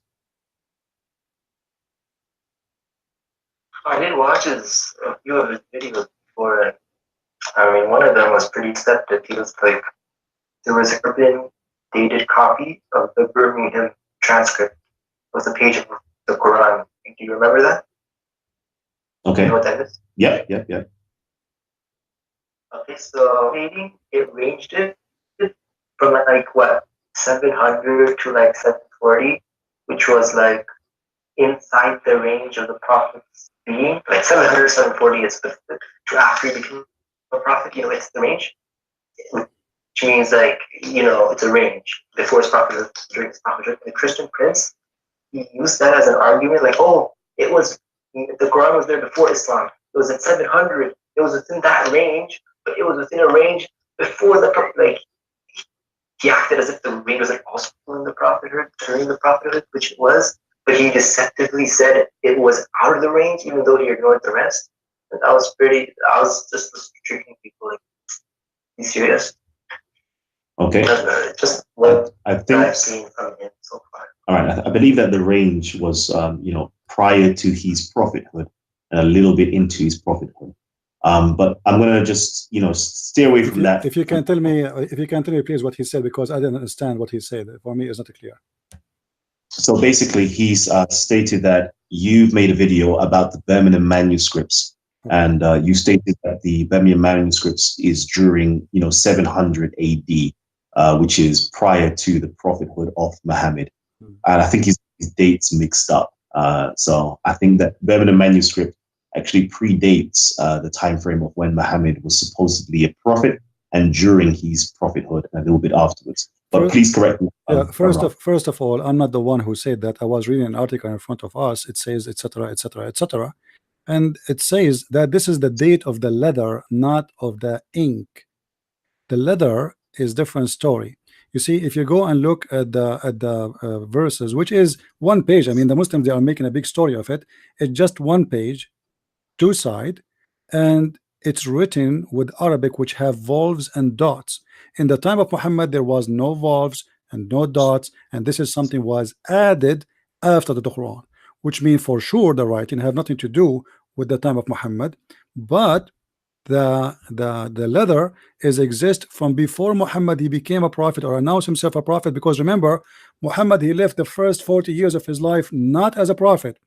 So Muslim, they start quoting for us saying that Muhammad is born in the year of etc. But remember, Muhammad, he was for 40 years not a prophet. However, you Muslims, you made a big story of little paper is not considered even as a manuscript for a very simple reason.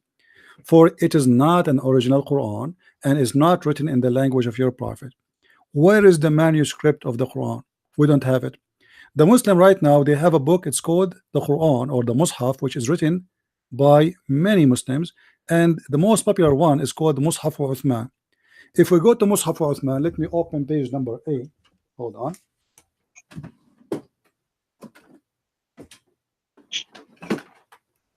in page A, and this gentleman, he can open his Quran with me, please. In page A, it says, not me saying, remember, I'm not the one saying that. This is you Muslims. تعريف بهذا المصحف الشريف. Introduction to this mushaf. This mushaf is written according to رواية حفص, according to the report of Hafs, the son of Sulaiman ibn al-Mughira al-Asadi al-Kufi, according to Asim ibn Abi Nujud al-Kufi, according to an Abi Abdul Rahman Abdullah ibn Habib al-Sulma, according to Uthman, according to Ali, according to Zayd, according to Abi Ka'b, according to the Prophet. Now, if we go and see the last name mentioned, which Muslims are trying to copy the Quran from him, his name is Hafs ibn Sulaiman. If we go and check the Islamic books about Hafs ibn Sulaiman, we will find that Hafs is accused by the Muslims to be a fraud. And not only that, Hafs ibn Sulaiman, any hadith he come with is rejected automatically. Is not weak, no, is not weak. His hadith is rejected, is thrown in the garbage immediately. Why? Because Hafs, he is a false fraud man according to the Muslims.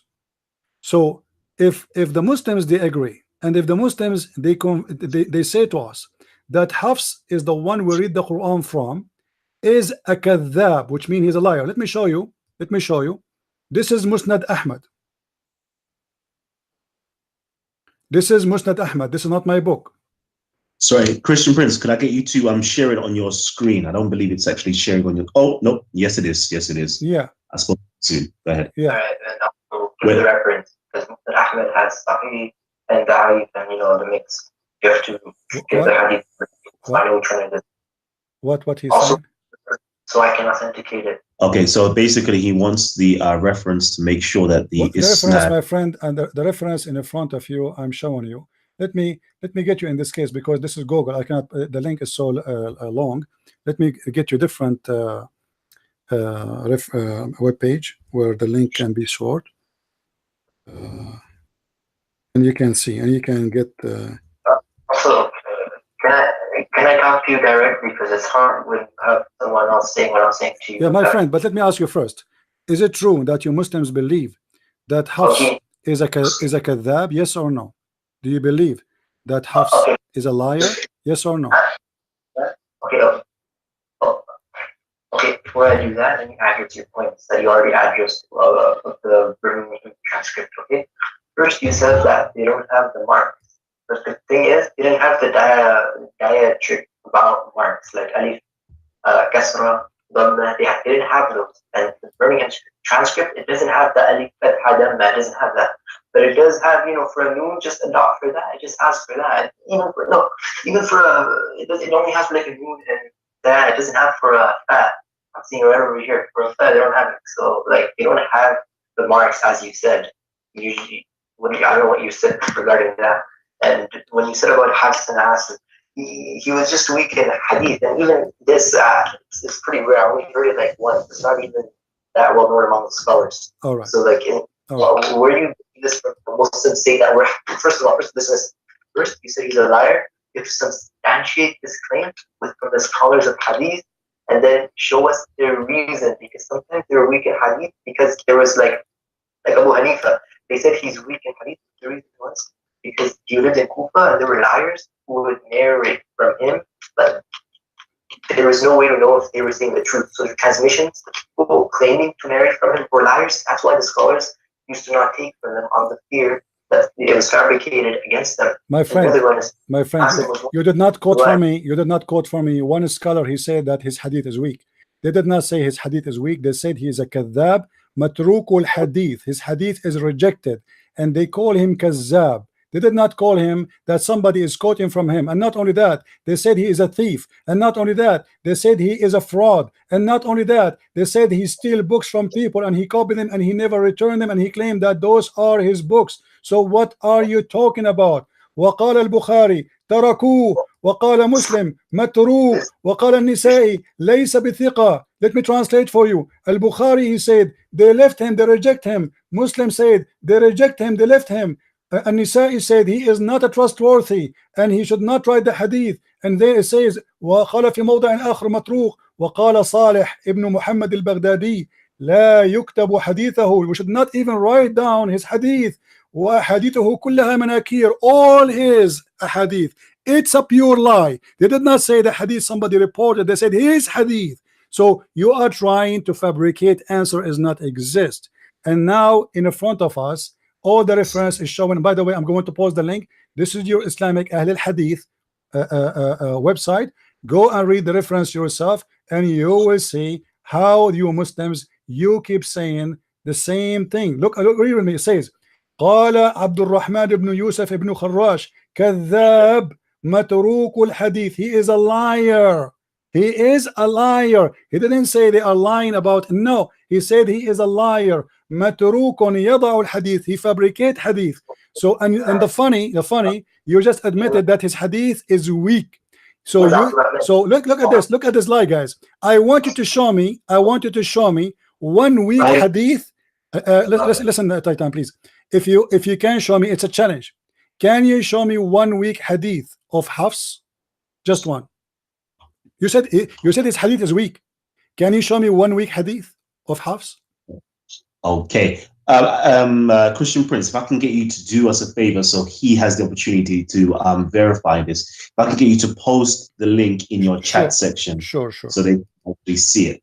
And again, family, hold on, Yusuf, just bear with me for 1 hot second. I'm going to get you in. And again, family members, okay, if I can get, okay, can you guys mute your mics, please? Okay, family members, if I can get you guys to do us a massive favor, if you're loving Titans TV, if you are loving Christian Prince's channel and the information that's being dispensed right now, it's the medicine right now.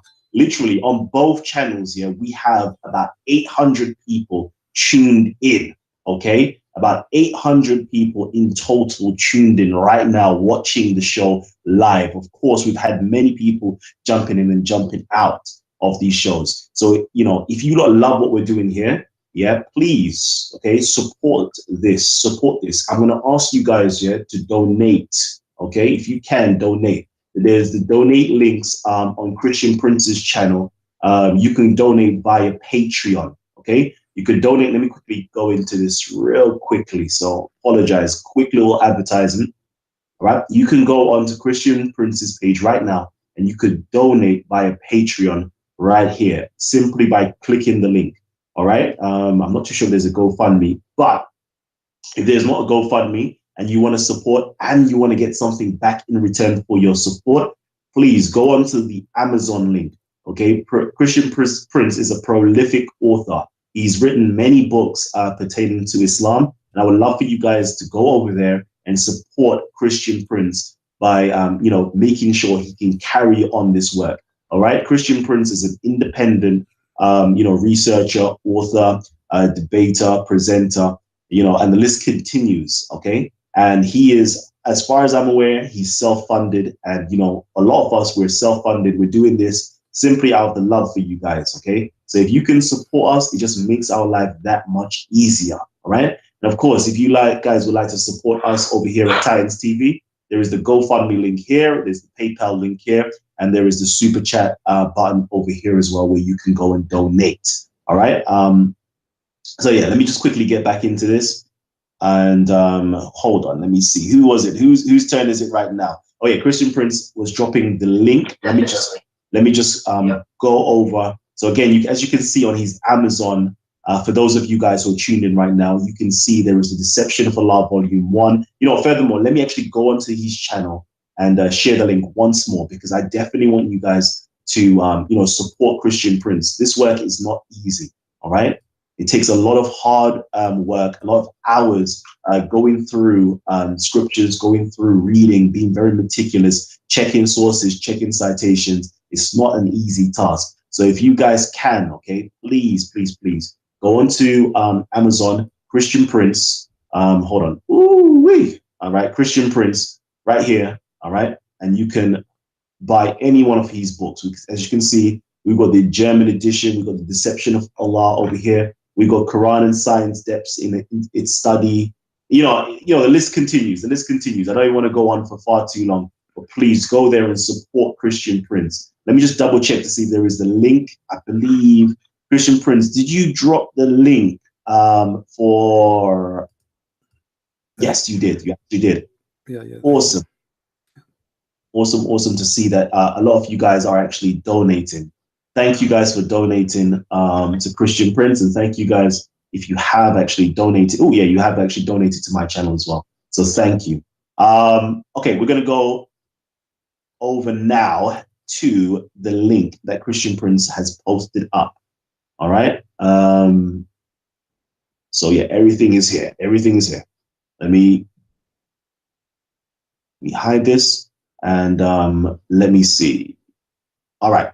Christian Prince. No, let me go over to Yusuf. I don't know. Are you able to read the Arabic, Yusuf? Yeah, I can read it. Okay. Let me know if you need me to scroll down. You have the link, and you put the link in the chat, right? Where you put the link? I can put the link right here in this chat. Yes. Give me 1 second. Sure. 1 second. Right. This is what we love doing at Titans TV and over at Christian Prince's channel. We love showing you the sources and citations. But the simple fact is we don't want you to believe us. We do not want you to believe us. We want you to check it out yourself. We want you to share these links and these hadiths with your friends and with your family members and, and get questions answered. If you can't get these questions answered, maybe you need to adjust your position. Okay, maybe. So let's continue with the conversation. Yusuf, if you need some time, I'm going to go over to somebody else, right? So I'm going to give you some time to read this information. Let me go over now to Buddha Bing. Buddha, did I get you to come on? Oh, wait. I can do it. You can do it. I want to respond to his claims. Are you sure? He talks and he doesn't let me address them. He just keeps on going. Okay. But okay. So first of all, bring the transcript. I told him about that, and he said Hafs was a weak transmitter in hadith only. There's hadith and Quran. And for hadith, you need to be trustworthy and you need to have a good memory. And there are multiple reasons, but in the thing he shared, it only shows that they say he's weak in hadith, but they don't say why. And only one guy says why. Like out of the notable scholars I can see, they're saying, people don't take from him, he's weak in hadith, but they don't say why. But there's this one Yusuf bin Abdurrahman, I never heard about all the scholars. And I asked him, who is this? He keeps on going, he just rambles on. And he doesn't even tell me where he gets this Yusuf. He doesn't even tell me who he is. All the major scholars, all they say is that he's rejected, they don't take from him. And they don't say why. But then we see that in context is actually from a city, from Kufa. And in the city of Kufa, there was this other scholar, his name's Abu Hanifa. He's actually one of the 4 imams who are the leaders of the schools of thought in Islam. Most of the Muslims in the world, they follow 4 schools of thought. And those 4 imams, he was one of them. And he was weak in hadith. He was weak in hadith, by the way. It's narrations from the Prophet in Islam. 2 things make up the religion, the Quran and the hadith. The Quran, the word of Allah, and the word of the Prophet. So he was hadith. And the reason Abu Hanifa was weak in hadith, he says weak in hadith, because the people of Kufa were liars. They were actually the same people who killed the grandson of the Prophet. They left him, and they're the Shia. They're the other minor sect in Islam. They're the people who originated from them. In the same city, we see that he is from the same city. The major scholars don't say why he's rejected in hadith. And we see he's from Kufa, just like Abu Hanifa. And we can deduce that since the scholars don't say anything, the people of Kufa were liars, and therefore he was weak. Because the people of Kufa, they were liars, they couldn't trust any narrations coming from him. Okay. It's way too risky. They can't do it. But this guy, he doesn't show the fact that he didn't show context. Hides the context. He shows one part, doesn't show you the other. Okay, so I'm going to get Christian. Will actually, show the real story. I'm going to get Christian Prince. There's 7 riwayah, 7 dialects. One was revealed in. There's 6 other reciters. Even if he tries to tackle this one reciter, there's 6 other. You'll have to prove them. But even with this, because their recitations were preserved. But this, even with this reciter, he didn't even do it properly, and he didn't even. There's no reason the scholars say why he was weak. You see the Muslims say he was weak in hadith. What does that mean? First of all, this is Quran. Second of all, hadith. Multiple reasons. None of the scholars said why. If the scholars didn't say why, who are you to say why? And we see that he's from Kufa, who are made up of liars. So why are you saying this? You're just making stuff up. Your own desires. Okay, so I'm going to get Christian Prince to respond. Okay, guys, listen to this. This guy, he said they are saying that he is weak, but they don't say why. I mean, I showed him in front of him on the screen. They are saying he is a liar, and they said he's weak. They did not say he's weak. They said he is a liar, fabricator. He's a fabricator. He's a scam. He's a fraud. This is what they did not say. He's weak. They did not say. Where do you get this word from? Can you show me where it says he's weak? They said he is. It's in the front of you on the screen. وَكَانَ حَفْص أَقْرَأُ مِنْ أَبِي بَكْرٍ وَكَانَ كَذَّابًا, and he is a liar. So you Muslims, you took the Quran from someone you believe he is a liar. So you are saying to me that Hafs used to lie about the hadith, but he was honest about the Quran. How in the world can happen that a person, he is a liar and a good person in the same time? How we cannot trust him about the hadith, and we call him a liar, but yet we can trust him about the Quran? And as you know, the Quran is more important than the hadith. If I go right now to the judge and I say to him, I have a guy who got busted many times, and he is very well known that he is a scammer, he is a fraud, he have many felony, he even steal books. Read with me. He says that he steal books, he copy books, he is a thief. This is what you Muslims saying, and you are saying to me scholars did not say that. I just showed you. This is the book of Musnad Ahmad. Musnad Imam Ahmad is not a scholar. Is he what? He is a Zakir Naik. This is Musnad Ahmad. He is saying وَكَانَ حَفْص. Read with me. Let me zoom in. Let me zoom in. Maybe you have a weak vision, my friend. وَكَانَ حَفْص أَقْرَأُ مِنْ أَبِي بَكْرٍ وَكَانَ كَذَّابًا. وَكَانَ what? كَذَّابًا. Do you know what كَذَّابًا mean? He is a liar. So you Muslims today, you got your book from a guy described by your highest scholar. Who is the one who's talking? Not a Christian Prince. That is your books reporting that. So you Muslims, when you say all his hadith is rejected, not weak, rejected. Now you said to me his hadith is weak. Can you show me one weak hadith of this man? You cannot. Why? Because you Muslims dump all his hadith immediately, for he is a liar. Otherwise, I have a challenge for you, my friend. Show me right now one hadith of this man Hafs is considered to be weak, not rejected. Can you show me one? I didn't say the scholars took this hadith. First of all, listen, you absolutely went past that. Which scholar said he was weak? Which scholar? And even if he's a major scholar. Let me read for you the names. Let me read for you the names. Obviously, you have a bad hearing, my friend. Let me start from the beginning. You said you have the hadith from the you have the link. Let me read for you all the names you wish. There's hundreds of names, and you are asking me which scholar. All of them, they are scholars. Let us see. Read with me. Read with me. قال عبد الرحمن بن أبي حاتم عن عبد الله بن أبي حمد فيما كتب إليه عن أبي متروك الحديث. His hadith is rejected. I just quote for you at least 3 names. Let us continue. وقال عمر بن محمد بن شعيب الصابوني عن حنبل بن إسحاق عن أحمد بن حنبل عن أحمد بن حنبل. Take a note. This is أحمد بن حنبل. وقال عثمان بن أحمد بن السماك عن حنبل بن إسحاق from أحمد بن حنبل. It is maybe it's fine. وقال علي بن الحسن بن حيان فيما قرأه بخط أبيه عن يحيى عن all those names, and you are asking me for a name. All those are names, all of them. So why you are saying to me scholars did not say that? وقال النسائي ليس بثقة. النسائي, he said he is not a trustworthy. Do you know what trustworthy mean? He is not trustworthy. What does that mean? He's a fraud. Because when I say you are not trustworthy, it means you are a bad person. And then he said, وَلَا يُكْتَبُ حَدِيثَهُ. And hadithahu, it should not be written, should not be accepted at all, rejected. And look what Muslim, what about Muslim? وَقَالَ Muslim, مَتْرُوك. Muslim said that, not me. Muslim Muslim, matruk. وقال البخاري. Do you know al-Bukhari? Have you ever heard of al-Bukhari? Maybe you heard of Obama, maybe you heard of Trump, but suddenly you did not hear about al-Bukhari. وقال البخاري تركوه. I'm not the one is giving the reference. This is your Muslim website. تركوه. They reject him. Al-Bukhari, Muslim, An-Nisa'i. And you are saying to me the scholars did not say that? Should I jump from the window to make you accept what I'm saying? Don't accept, my friend. This is your website. This is your Muslim article. And you Muslim saying that, not me. I'm just sharing with you what I know. Go ahead.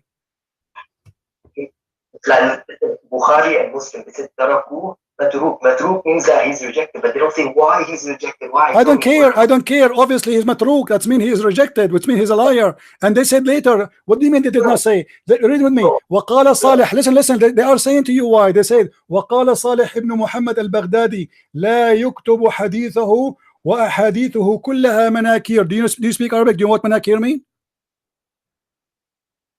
Do you know what manakir mean? Listen. No, I'm asking you, do you know Arabic? Do you know Arabic, or I'm talking to myself? Do you know Arabic? Do you know Arabic or not? Do you know Arabic or not? Which scholar? Do you know? My friend, I want you to answer me first. Do you know Arabic, or I'm reading to myself? Do you know what the word manakir mean? What manakir mean? Yo, Yusuf, yeah? Yusuf, okay? Hold on. I want to know, yeah? Okay, we're going to get your questions answered. But the first question is, can you read Arabic? Yes or no? Just real quickly.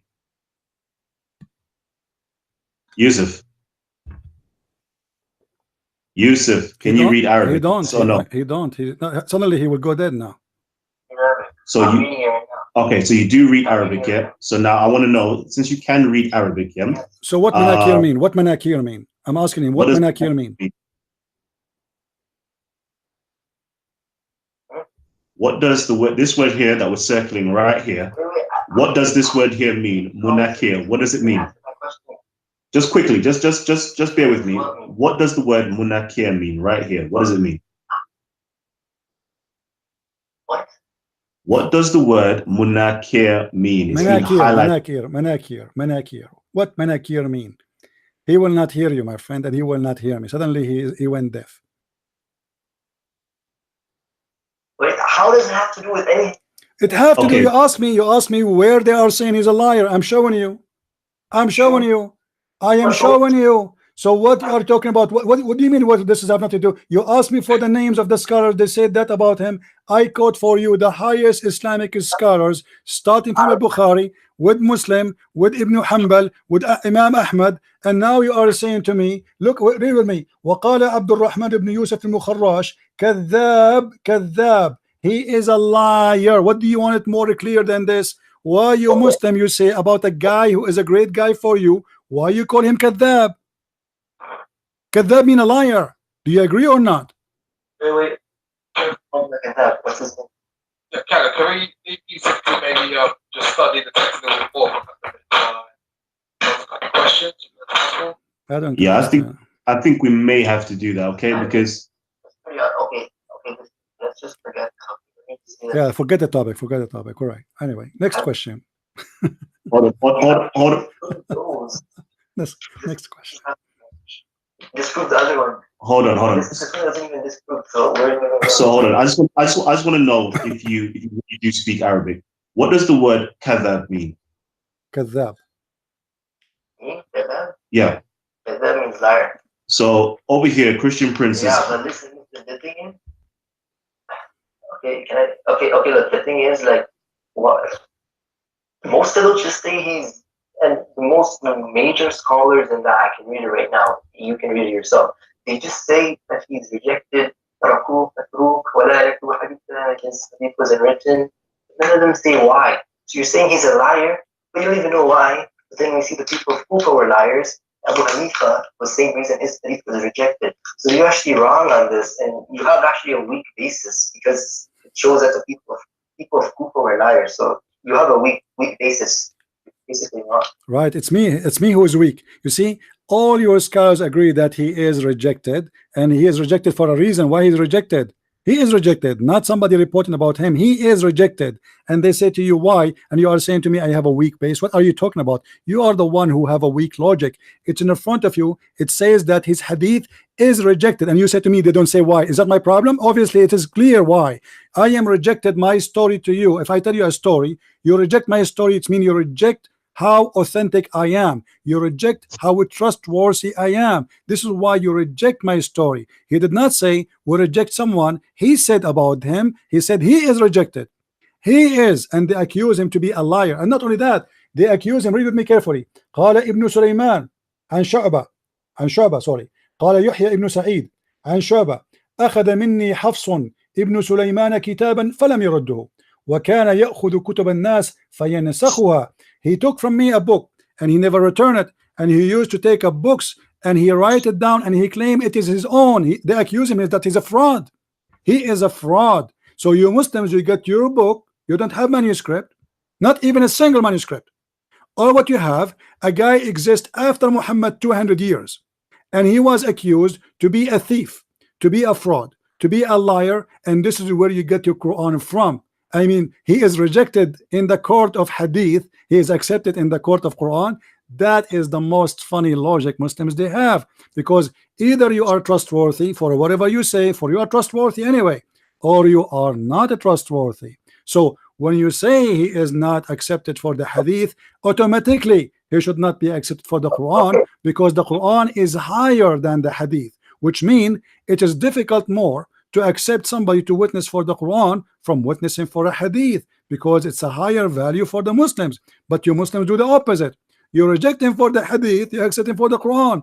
In the hadith you say he's a liar, he's a fraud, he's a big fat liar, he's a scammer. But in the Quran you say he's good, he's wonderful, he's trustworthy. I mean, this is the most funny religion ever you can come through. Stanley said, okay, I'll reply to you. So it took you so long just to answer that one question. Who said he's a liar out of all those scholars? Who said it? You finally brought me something. I just gave you his name. What do you want to do? You want me to go and bring you the guy? The guy is dead.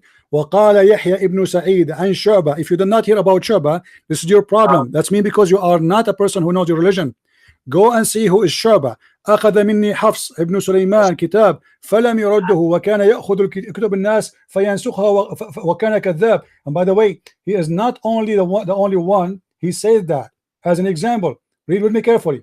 وقال أبو أحمد ابن عدي عن الساجي عن أحمد ابن محمد البغدادي عن يحيى ابن معين. Look how many. كان حفص ابن سليمان he was.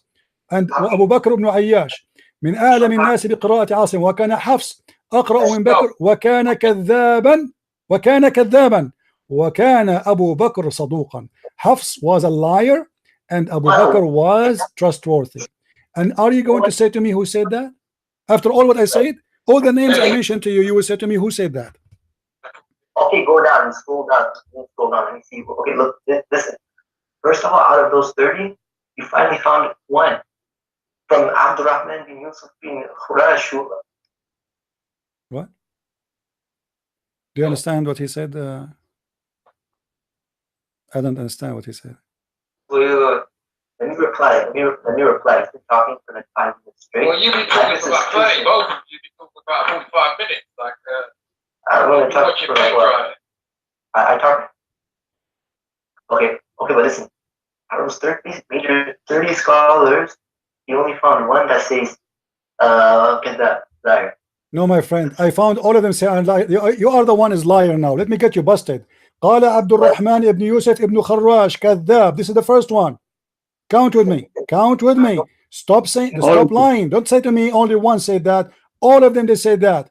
وقال here we continue. وأبو بكر بن عياش من أعلم الناس في قراءة. وقال أبو أحمد ابن عدي عن الساجي. Look how many. أبو أحمد ابن عدي and الساجي and أحمد بن محمد البغدادي and يحيى ibn Mu'in. They said that Hafs كان كذابا. So now already I gave you 5. Let me continue. And you are telling me only one? What's wrong with you? And then if we go back in the website up, you will see other people, they are accusing him to be kadhab, because this is why he is matruk al hadith. Read with me. قال عبد الرحمن بن أبي حاتم عن عبد الله بن ابن أحمد فيما كتب إليه عن أبيه متروك الحديث. I'm not going to waste my time with this guy. Obviously he's a kid. Okay. There's no need to waste our time, because all of this is still saying to me he's just weak. I mean, they are saying in his website, in his Islamic website, in their scholars' words, that he is kadhab. They use the word liar, and he says to me, so what?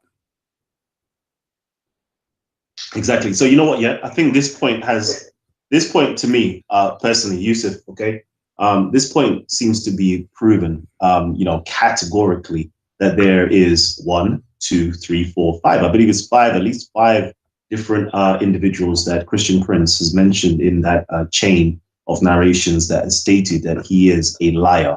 And I don't know what type of wiggle room that you really want for that. So that's not true, because the one he quoted with the multiple narrators, it doesn't say he's a liar. I used to, take my books to read and copy the books of the people, like how you would back then in presses. Used to get a book, copy it, so then they could do it for themselves without borrowing it. That one with 5 narrators, that didn't even have the word kadhab inside it, first of all, okay? Second of all, he interrupted me, he went on for 10 minutes.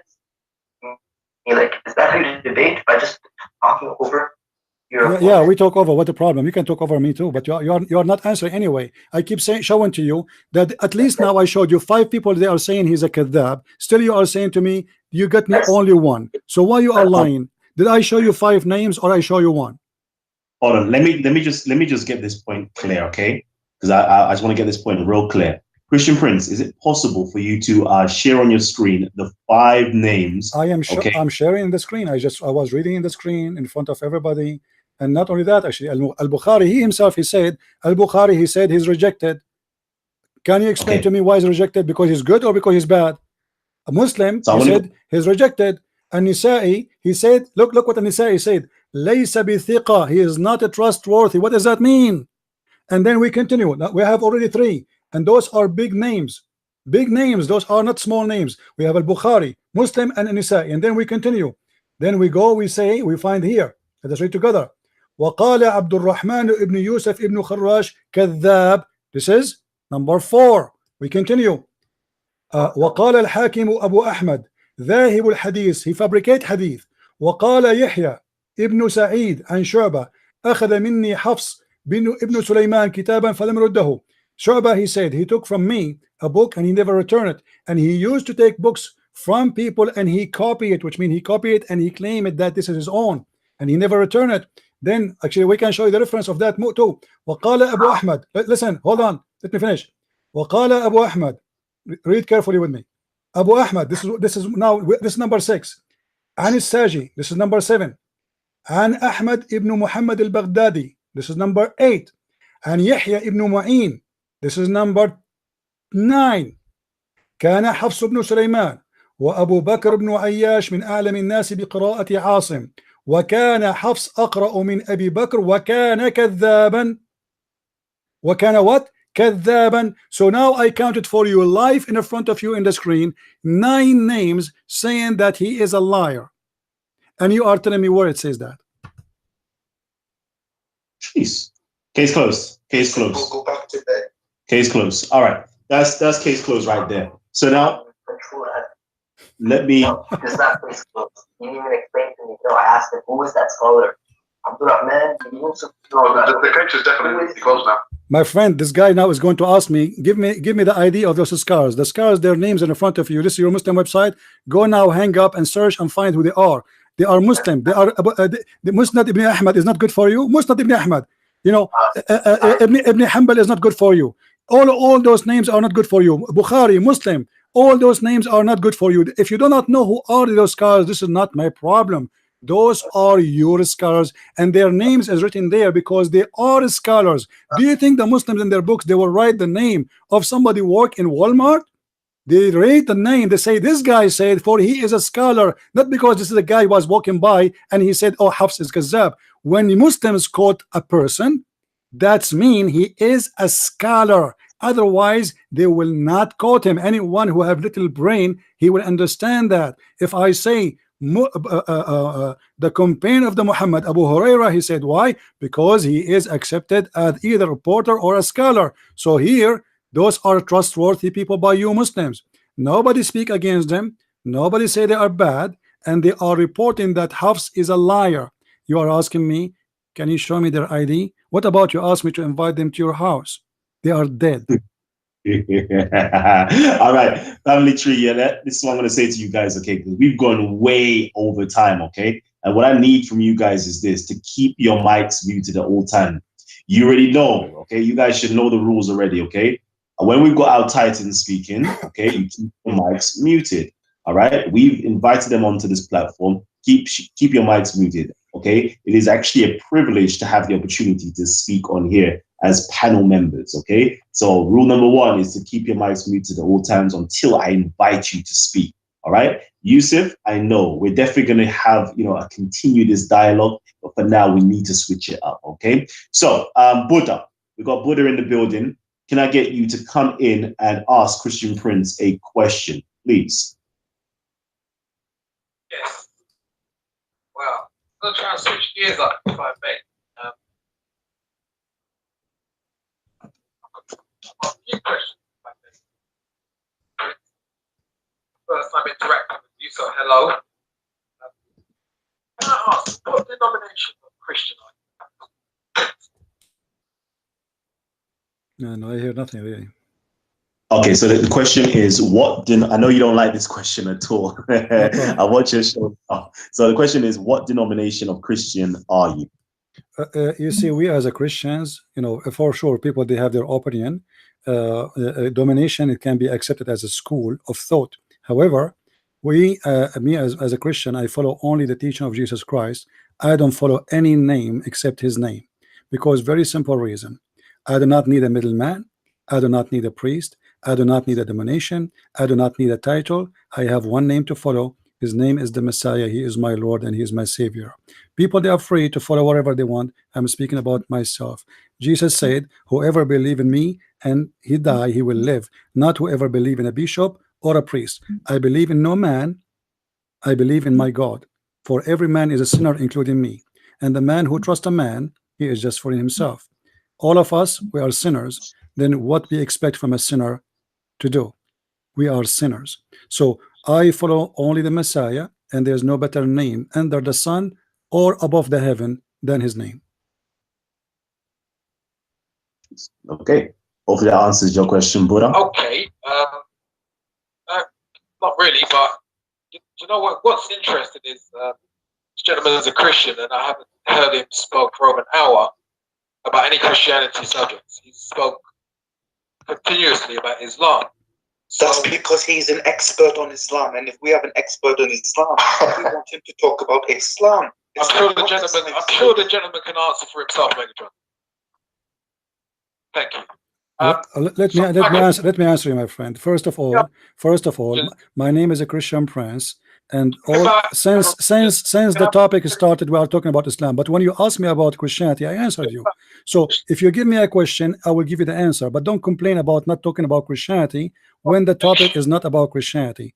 It's like you are asking me. It's like you are getting inside a falafel restaurant and you are wondering where's the shrimp. All right. So, Buddha, can I get you to ask a direct question right now, please? Yes. Do you speak about any other religions other than Islam? This is not up to you. I will talk about anything I want. I mean, who are you to tell me what to talk about? Don't talk about Islam. Why? I'm not telling you, I'm asking you. I'm asking you a question, not telling you anything. I don't understand. What is the question? Say again. What is that? What he said? So the question is this: do you speak about any other religions other than Islam? My friend, I talk about anything come to me through my life. I'm a human being living this earth. I'm not an alien. So if there is a reason for me to talk about something else, I talk. However, I have degree. I study Islam. So if you go to an eye doctor, you don't ask him to fix your tooth. This is my specialty, and I talk about things for a reason. Now, if somebody asks me about something else, I will answer based in my knowledge. I don't claim to be a person who is a doctor. I don't claim to be an engineer. I am a specialist. This is my study, and this is what I can help you with. Islam. Do you need any help? Okay, that's brilliant. Okay, yes, thank you for the answer. Next question I'm going to ask you is, what has interested you about Islam so much? I mean, you said at the beginning of the show that you're a qualified judge in the Sharia court. I'm confused. I mean, if you've got a love for Christianity, you sound like a very intellectual person. I'd assume you would have joined the Brotherhood of the Church and maybe become but you chose to go to Islam and become a Sharia judge. I'm interested. What interests you in Islam so much? Well, I said, I don't know if you're listening from the beginning, because as long as you heard this part, I'm sure you heard the other part. I said, Muslims, they accuse us of things, and there's nobody there to answer. So I decided to be the one who answer. As simple as that. I decided to study and search. Either I will convert to Islam if it's a true religion, or I'm going to expose the lies they say. And obviously, it was a total lie. So since I was a child, Muslims, they insult the Christians, they make fun of our Bible, and there's nobody there to answer them, because simply Christians, they are not taught in their churches anything about Islam. If you go to a church anywhere, I don't know what is your religion, or even whatever your religion is, you call yourself Buddha, maybe you are a Buddha. If you go to a Buddha temple, do they teach you about Islam? No. So you, as a Buddha person, a Muslim, he challenged you and he said something to you against your belief. How you can answer if you never study it? So my job, and this is why I'm here, is to teach people about Islam so they can refute this cult. As simple as that. Right. You see, if somebody is taking advantage of my religion, i.e., Buddhism, I wouldn't go and learn your religion to teach you about my religion. I would go and learn my religion, being a Buddhist, and tell you about Buddhism. But you've done the opposite. My friend, take advantage of Christians, and so what you've done is when they will learn Islam to tell the Muslims about Islam. In fact, you're not promoting Christianity, you're attacking Islam. Is that correct?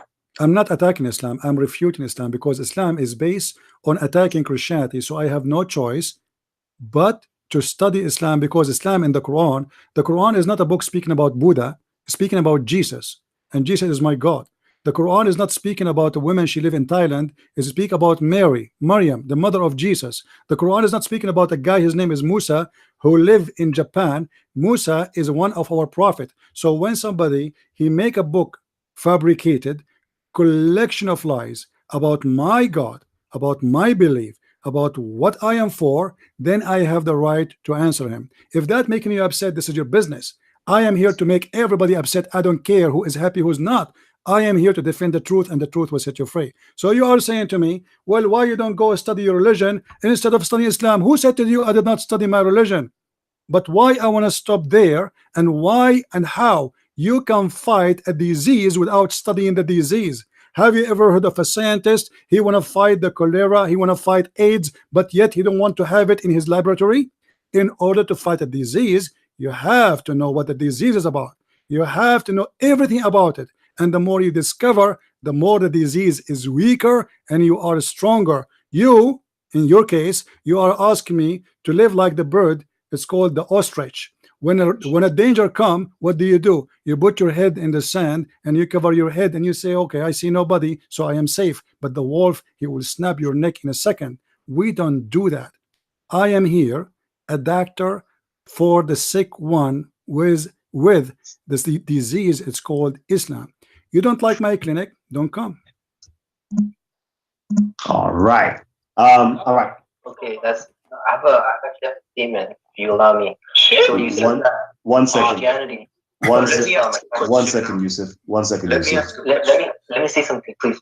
No, 1 second, Yusuf. Okay. 1 second. All right. So, I'm gonna pre-warn you guys. Okay, we've been on here for over coming up to about 3 hours now. Okay, Christian Prince has been on his channel for over 5 hours. I'm pretty sure. Okay, so I'm just letting you guys know that we've been on for a very long time, and we have to close down or wind down the show soon. I know you guys want us to continue and continue and continue, but we can't do this all night. Okay, I'm going to warn you guys from now. So everybody who hasn't had the opportunity to speak, please just mute your mic and unmute your mic and mute your mic again, so I know which order I'm going to actually go to, or who I'm going to go to first, second, and third. All right. So I can see Megatron wants to get involved. Christian Malik wants to get involved. Who else is here that wants to get involved as well? Gabs, not you? No? All right. So I'm going to go to Christian Malik first because I don't believe you've had your say yet. Go ahead. Yeah, hello. I'd like to ask a question to Christian Prince. Do you think that Muhammad is the false prophet from Revelation? Or do you think he's like the Antichrist? Or do you think he's neither of them? All right. Well, you know, Muhammad as a person, if you get my books, you will find that I study the logic of Muhammad and the mentality of Muhammad and the brain of Muhammad. I believe Muhammad is a sick man. He have a mental issues. This is number one. And we can say as a Christians that obviously Muhammad is possessed and he have a satanic problem. Even the Muslims and even Muhammad himself, he confirmed that. If you go to the Quran, and there is a very well-known book written by Salman Rushdie long time ago, maybe before many of you even born. It's called Satanic Verses. Satanic Verses is appearing in the Quran as verses, Allah speaking about it, that Allah is going to delete any verses which is thrown by Shaitan to Muhammad, and that is what it's called Satanic Verses. So Allah, he made a promise that whatever Shaitan he put in this Quran, I'm going to take it off. But this is extremely dangerous because now the Quran, not only Muhammad, we showed you the hadith before, that Muhammad is getting commands from the Shaitan. And now the command is confirmed in the Quran. But Muhammad in the hadith claim that the Shaitan who command Muhammad, he command him good command. Allah in the Quran saying the Shaitan command to Muhammad, Allah will delete it. Here we have another problem. When Muhammad he admit that he is receiving command from Shaitan, the Quran saying Allah will take this command from Shaitan. Muhammad is still a prophet of Allah, which means he is not fired. You see, if I am receiving command from Shaitan, Allah should fire me. I am not qualified to be a prophet no more, for I am receiving command from Shaitan. But this God don't care, simply because this God does not exist. This is Muhammad talking in this verse. Muhammad, after he bowed down to the three daughters of Allah, and he said it is a must for us to pray for them and ask them for intercession. وَهَذِهِ الْغَرَانِيقُ الْعُلَى إِنَّ شَفَاعَتَهُنَّ لَتُرْتَجَى. Those are the Gharaniq, the goddess, the three daughters of Allah. We must intercede to them and pray for them. It's a must. And then he bowed down, and they bowed down. Muhammad in this stage, he was a possessed man, or he was a hypocrite, false man. Choose one. I will leave that to the Muslims. However, the Muslims, they confirm to us that this is what happened to Muhammad, and the Quran confirmed that whatever Shaitan he gave Muhammad, we will take it off. But now, as long that Muhammad is a person who received command from Shaitan, he deliver verses of Shaitan. He deliver verses as it is Quran, to the point now Allah have a problem to the point he need to filter the Quran. If we ask the Muslims, what is the verses Allah is speaking about? Not a single Muslim dare to tell you. They will say to you, well, he take it off already. So how you say to me that you Muslims, you recited the Quran by heart and whatever Muhammad he said, and yet you say to me you do not know the verses which Muhammad recited, so you will take it off? And how Allah allowed such a thing to happen to Muhammad, and he is going to receive Quran from the devil, but yet Allah he said, Inni asimuka minan nas, I protect you from people, I protect you from the genie, but he is not protected. Muhammad he said, if you eat 7 ajwa, no poison can kill you and no black magic can affect you. And the funny Muhammad, he died by poison and he was affected by black magic according to the Muslims, not to me. So when you ask me if Muhammad is a false prophet, I say he's a false prophet and he is a sick man in the same time. Because false prophet is someone who make a false prophecy. As an example, if you go to the chapter of An-Najm, where it says that the judgment day is near and the moon split. This is a verse the Muslim they keep reporting for us, saying this is a miracle. The moon is split, my brother. There's no moon split, and that judgment day is not even close. Look what Muhammad said in chapter 54, verse number 1, that the judgment day is there, is not even near, it's like in the corner. This is a false prophecy Muhammad he mentioned 1400 years ago, and we are still waiting for the false prophecy of the false prophet. And yet the Muslims, they say to us that Muhammad was accused of illusion, or Muhammad, he was accused by the Arab that he's a person of illusion. But even the hadiths confirm that Muhammad, he used to imagine himself having sex with his wife. In fact, he did not. Imagine how much this person is an illusion. So Muhammad is a false prophet, yes, but obviously Muhammad, he have a mental issue, and he is using his mental to abuse the title he claimed. As you see in front of you, the prophet continued for such and such period, imagining that he has slept, had sexual relationship with his wives, but in fact he did not. Now imagine I come to you and I say to you, the doctor, he gave me this file about a person, and this person, he imagined himself doing things, but in fact he never did. And by the way, different hadith says that he imagined that in everything, not only in sex. So how we can trust Muhammad seeing an angel, receiving revelation, when he himself cannot even to be trustworthy to tell us a story about his sex life?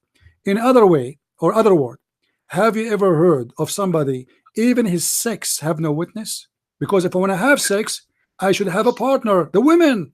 Even that was imagination, as you see in front of you. So how we can trust such a man who live in illusion? He is mentally ill. He hear voices. Muhammad, he said that the mountain, they say to me, Assalamu alaikum. When he walk in the street, rocks, they say to Muhammad, Assalamu alaikum.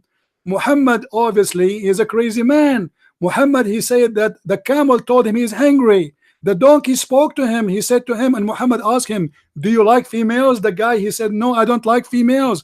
This is a donkey from San Francisco. So he is a false prophet, and he is a sick man with no question and no doubt. And all of this is coming from Islamic books. I hope my answer was not so long. All right, family. Okay, I want to get a Muslim on in a hot second. Where is Moe? Is Moe?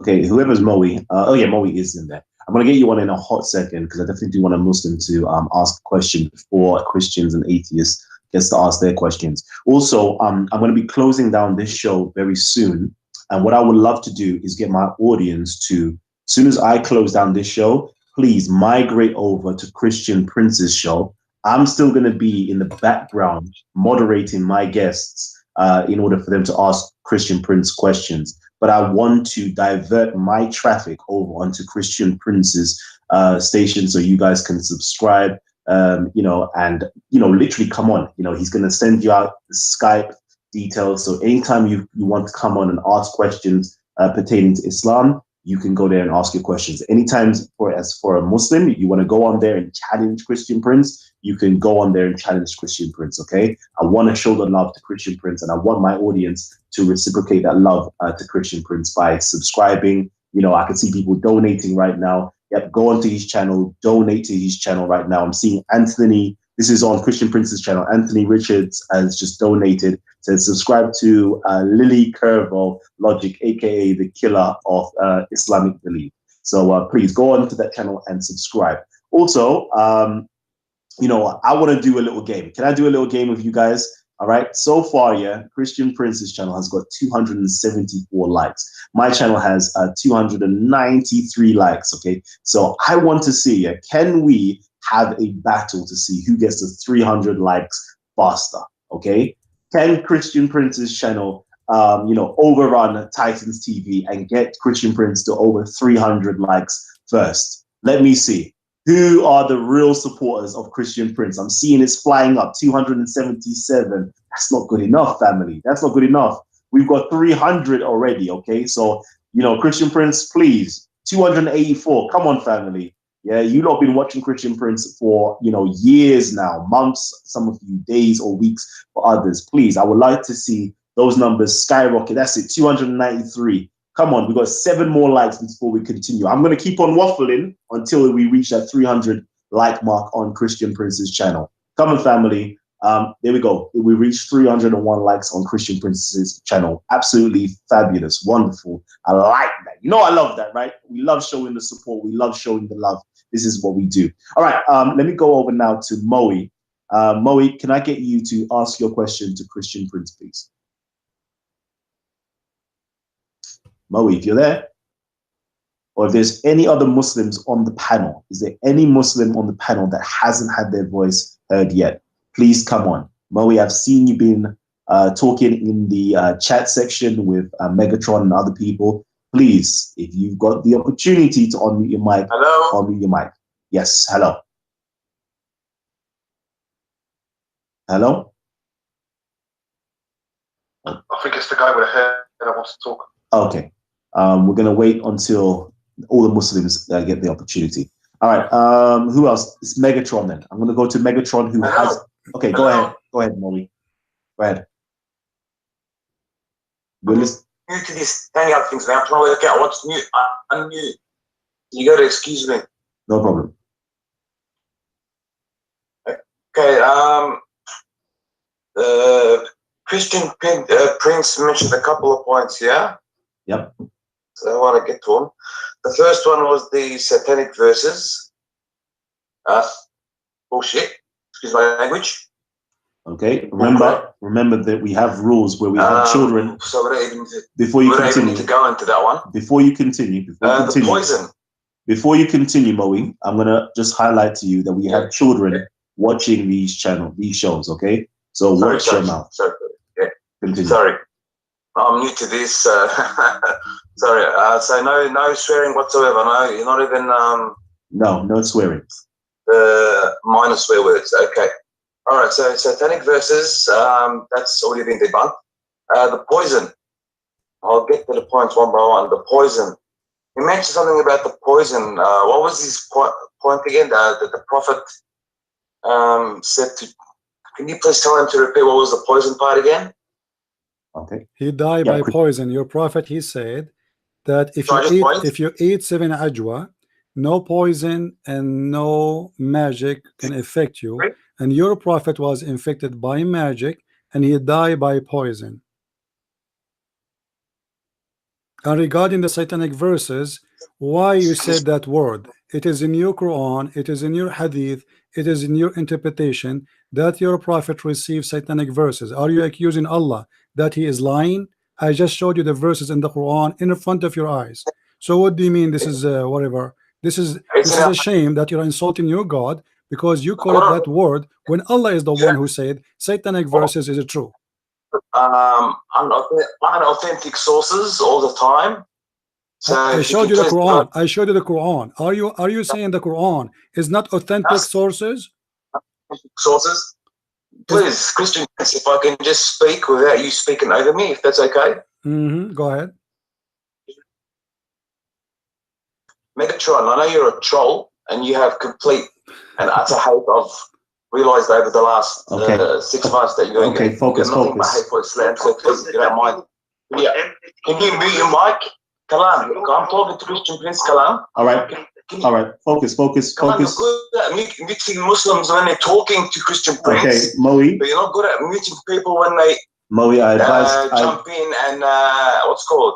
Does that make sense? All right, Moe. I advise you to just watch yourself. Yeah. But continue. Go and ask Christian Prince your question. Continue. You know what I said? You ask Christian Prince. Mute everyone that was talking to Christian Prince. Yeah, bro. And just ask Christian Prince your question, isn't it?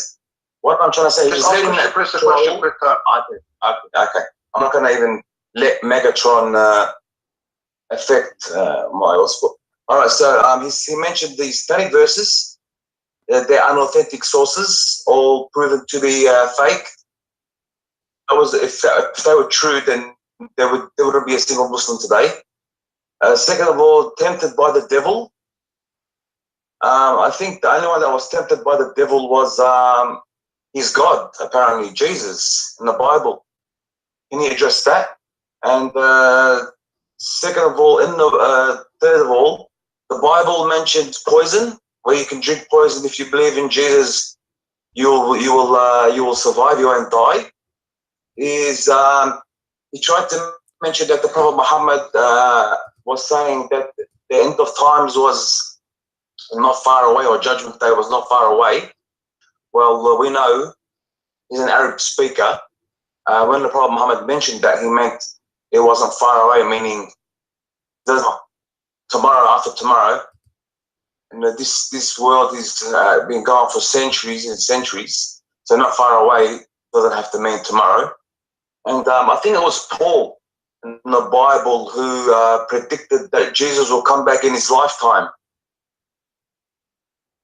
So are you done? Literally. Are you done? So can you please address all those points, Christian Prince? Sure. Let us go one by one. You said that. You said. Let me answer now. You said that this is proven to be fabricated. This is my challenge to you. Can you show me? Can you show me where you get the proof? I mean, it's very easy to say it's proven to be fabricated. Obviously, you just admitted that the Quran is a fabricated book because it's your Quran saying that Allah is going to delete whatever Muhammad received as satanic verses, and you are saying to me it's proven to be fabricated. Everybody heard you. Be my witness. This guy, he just said that whoever said that the Prophet received satanic verses, he is a fabricator, he is a liar. But the Quran is the one who said that. Secondly, you said it's proven to be fabricated, but yet you never quote for us who is the one who said so. If we go right now and read the interpretation of you Muslim scholars, we will read the following. Read with me if you know how to read. I hope you are not illiterate like your prophet. Read carefully with me. This is your Muslims. This is your Muslims statement, not me. What the Muslim statement saying, what your scholar is saying. Let us read together. I hope you are reading with me. وقال البيهقي في سنته volume number 2 page number 2 volume number 2 page number 3114 and Ikrama and Ibn Abbas. Ibn Abbas is the cousin of the Prophet. This is not the guy who work in Walmart, the one who work in the cashier. This is the cousin of the Prophet. And Muhammad, he said, no one, Allah, I pray to Allah that to make Ibn Abbas Hibrul Ummah, which means the scholar of the nation. This is the only one Muhammad named as a scholar by his own word. And look what he said. When the Prophet, he arrived, he was reciting the chapter of An-Najm, حتى انتهى إلى, until he arrived to أفرأيتم اللات والعزى ومناة الثالثة الأخرى فجرى على لسانه تلك الغرانيق العلا الشفاعة منها ترتجى. Let us translate. He said, Ibn Abbas, remember this is not Christian Prince, Ibn Abbas, the cousin of Muhammad, when the Prophet arrived reciting, do you see Allat and Al-Uzza and Manatu Salitat al-Ukhra, the three daughters of Allah? In his tongue the words came saying, those are the goddess, which is, they are the highest goddess, which their intercession is needed and to pray for. Then he continues saying, فقال فسمع بذلك مشركو أهل المدينة فسروا بذلك. And then the mushrikeen, the kuffar, the pagans, the Arab, the family of Muhammad, they heard Muhammad saying that and they were so happy. If we continue, we can show you in many places. Not only that, even he bowed down. He bowed down and they bowed down with him. Let us give you more reference because you might say now, this is how the Muslim, by the way, they finish the topic. They say, it's proven to be lie. It's proven. Where? Show me. Give me a reference. Majma'ul Zawaid, volume number 7, page number 70. And then we can go. We say here, we found the following. Let us read together. قال Abdullah, etc. Abdullah, he said, and this is reported in Muslim, volume number 2, page number 88, and reported by Al-Bukhari, volume number 6, page number 52, عن الأسود بن يزيد عن عبد قال أول سورة أنزلت فيها سجدة والنجم فقال فسجد الرسول وسجد من خلفه إلا رجل. Let us see what this is about. This is about Muhammad receiving the satanic verses. He bowed down and the kuffar bowed down for him because they are worshiping one God. And you are telling me this is a fabricated, this is Sahih al-Bukhari in front of your eyes. And let me show you the hadith number so you don't say to me it's weak, because I know the recipe. Muslims, they have one answer. Anything you say to them, it is weak. It's proven to be wrong.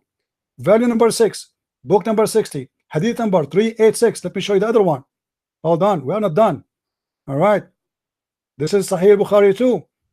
All right, hadith number 3852, book number 63, hadith number 79. Hold on, I'm not done. Hold on. Sahih Muslim. Allah Apostle, he recited the Surah of An-Najm and performed prostration during the recite, and all those who were along with him prostrated themselves except an old man. But those who are those men? They are, read with me. Those are kuffar. The guy, he died and he's a kafir. They are bowing down with Muhammad. And this is the reference in the front of you. Sahih Muslim 576. So you Muslims, when you say to me, this is proven to be a lie, it is your lie. Now let us go to the poison. You said to me that the Bible says if somebody drink poison, he will not die. My friend, we are a Christian. We believe that Jesus himself died. So obviously you have a stupid understanding of our Bible. If our God himself, he died in the cross, how in the world you get that verse with that meaning?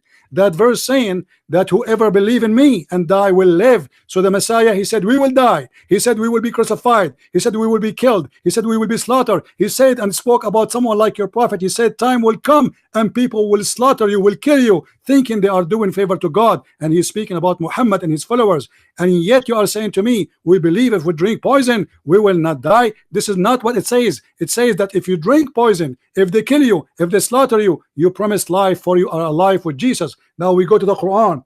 Muhammad, he said, if you eat 7 ajwa, you will not be affected by the black magic and you will not die. Do you see it? If you eat 7 ajwa, then we find the funny Muhammad saying something more funny and more hilarious. He said that he died by poison himself. Read carefully with me. Read carefully. السم الذي أكلت في خيبر. You claim to speak Arabic maybe, right? Here we go. يا عائشة ما أزال أجد ألم الطعام الذي أكلت بخيبر فهذا أوان وجدت انقطاع أبهري من ذلك السم. This is the hadith. Sahih al-Bukhari. Don't tell me Sahih al-Bukhari is weak. Prophet said in the element of which he died. Which element? Which he died. Not the element of being sick. He's dying. Used to say, hold on, stop. Used to say, which means every day. Used to say, oh Aisha, I feel the pain I ate, I feel the pain caused by the food I ate at Khaybar. Khaybar is a Jewish tribe. Muhammad, he slaughtered those people and he raped their women. I ate at Khaybar, and at this time I feel as if my aorta is being cut off from the poison. But hold on, Muhammad, he just admitted that he is a false prophet. Why? Because in the Quran, Muhammad, he said that Allah said to him, if Muhammad is fabricating Quran, I am going to seize him from his right hand, and I am going to cut his aorta. So the Quran confirmed if Muhammad is a false prophet, what Allah will do? ثم لقطعنا منه الوتين, chapter 69, verse number 48. Let us go to the translation. So you see, I am not making things up.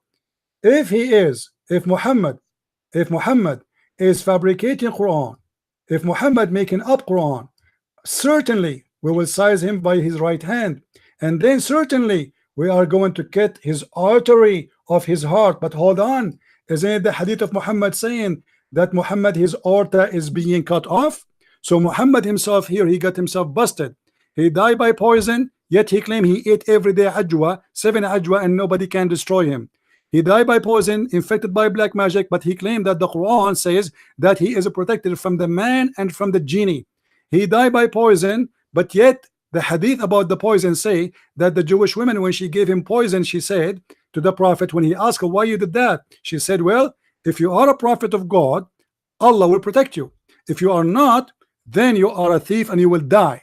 And he said, Muhammad, he said to her, there's no way Allah will let you succeed with your exam, which means he said that for sure I am a prophet, and he agreed with this. He will not fail into that test. But as you see, Muhammad, he died by poison. So when you say to me, this is rejected, this is not accepted, I heard this song thousands of times before, and you have no idea you are talking to who. I said nothing yet, but I know our time is up. Otherwise, I can continue until tomorrow, showing you a reference. You have no ability even to carry in the top of your back, the same as the Quran saying that Allah, He wrote the book of the Torah, all of it in tablet to Moses. Imagine how many trucks. I can give you more trucks than the trucks of Allah which He gave to Moses to carry. Are you ready?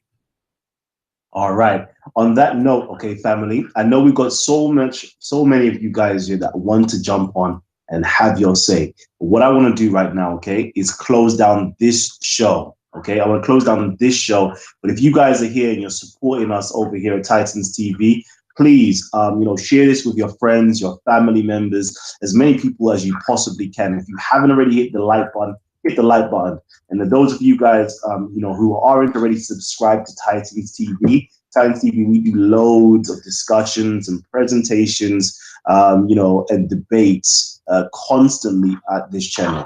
So if you love these types of, discourses and, exchange of ideas and information, please hit the subscribe button and also hit the notification button as well. But I want to actually shut down this show right here, okay? And then I want to continue the show over on Christian Prince's channel. All right. So again, let me just quickly, you know me, I do shameless plugs all day long. And these plugs are not even for my own channel. These plugs are actually for other people's channel because I believe in sharing and shedding love upon other people. Okay. If you've got a candle, it is your duty to light at least 1, 2, 3, 10 candles if possible. Okay. That's what true love is all about. All right. So please, Christian Prince is an awesome channel, or the Arabian Prophet is an awesome channel to go and subscribe to. You've heard him so far. I don't even have to say anymore. I don't have to sell, Christian Prince to you. Please go over to his channel, subscribe to his channel, and we're going to continue off air on his channel, off air on Titans TV, but over on Christian Prince's channel, we're going to continue these discussions. All right. And I'm going to invite an atheist, okay, to ask the next question. Then we're going to get some Muslims to ask some questions. And until Christian Prince says, you know what? It's enough. I need to come off here. I need to look after my family. I need to eat some food. I need to do whatever the case is. All right. So right now I'm going to sign off, but I'm going to ask Christian Prince just to leave us with some last words over here at Titans TV before we go over to him. Thank you, my friend, for having me. It was an honor to be in your program. I'm glad to meet all the good ones, and I hope I did not get anyone upset. But let me tell you, when you say the truth, you make people upset. You cannot be making people happy unless you are totally hypocrite, even your family. If you agree with everybody, it's mean you are no one. Just be truthful and be honest.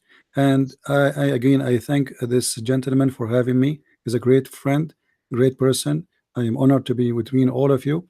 I love the black African. I defend them always, and I believe that all of us, we are brothers and sisters in Christ, and we have one fight against the devil. Even if you're not a Christian, for me, I believe you are my brother in Christ. I believe in that. So please don't reject what I believe, for I love you, and my Lord the Messiah, he said, love them, love even your enemy, bless them, bless those who curse you. I bless and I pray for the Muslims who are cursing me right now. For the Messiah, he love you and he don't hate you.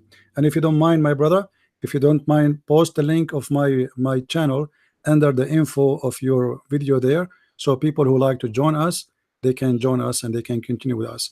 And whoever you are, a Muslim, please feel free to come and debate me. I am the Christian Prince, and I am a prince by his name, the Almighty God, Jesus the Christ, and his name is glorious. Thank you, and God bless you all. Thank you. Thank you very much. Again, family, you will find all the details either in the chat section or underneath in the description box for Christian Prince's channel. So please go over to Christian Prince's channel and support us over there. We're going to be there till the early hours of the morning. So please go and visit the channel. All right, family, we're signing out, but we're going to be continuing live over on Christian Prince's channel. Peace and love. I'll see you on the other side. Oh, man. Young Cali, baby. All right. So, okay, Christian Prince. Okay, we are live on Christian Prince's channel right now.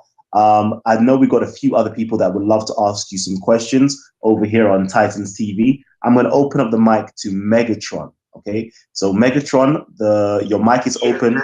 Please ask Christian Prince your questions. Christian Prince, brilliant show. Thank you very much.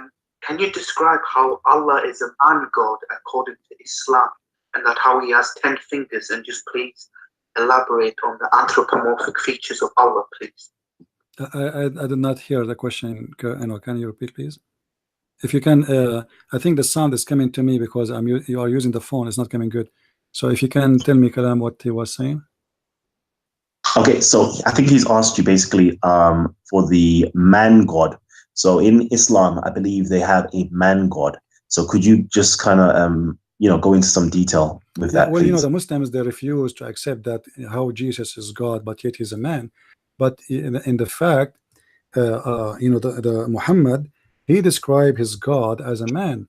And actually, Muhammad is worried that in the judgment day, the Muslims, they will be confused about between two people. One of them is the Antichrist, the false Messiah, and the other one is Allah. Now, if you read with me here, you will see the hadith saying the following. This is the hadith, and this is a Sahih hadith. I hope Muslims are watching. The Prophet said, I have told you so much about the Dajjal. The Dajjal in Islam is a false liar Messiah, which means he's a person who will come and he will claim to be the Messiah, but he's a false man.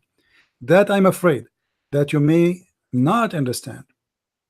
The Antichrist is short-hinted, woolly-haired, one-eyed, and eye-sightless, and neither protruding and nor deep-seated. If you are confused about him, and you should know that your Lord is not one-eyed. So Muhammad, he is afraid that the Muslims, they might be confused about the look of Allah and the look of the false Messiah. And the only difference between the look of Allah and the look of the false Messiah is the right eye. And that give us a clear proof that Allah is a man. Because why in the word he is describing how short, how tall, how his hair, his whatever, even his bum, why he is describing all those things, and then he says, I am afraid that you may be confused between the false Messiah and Allah.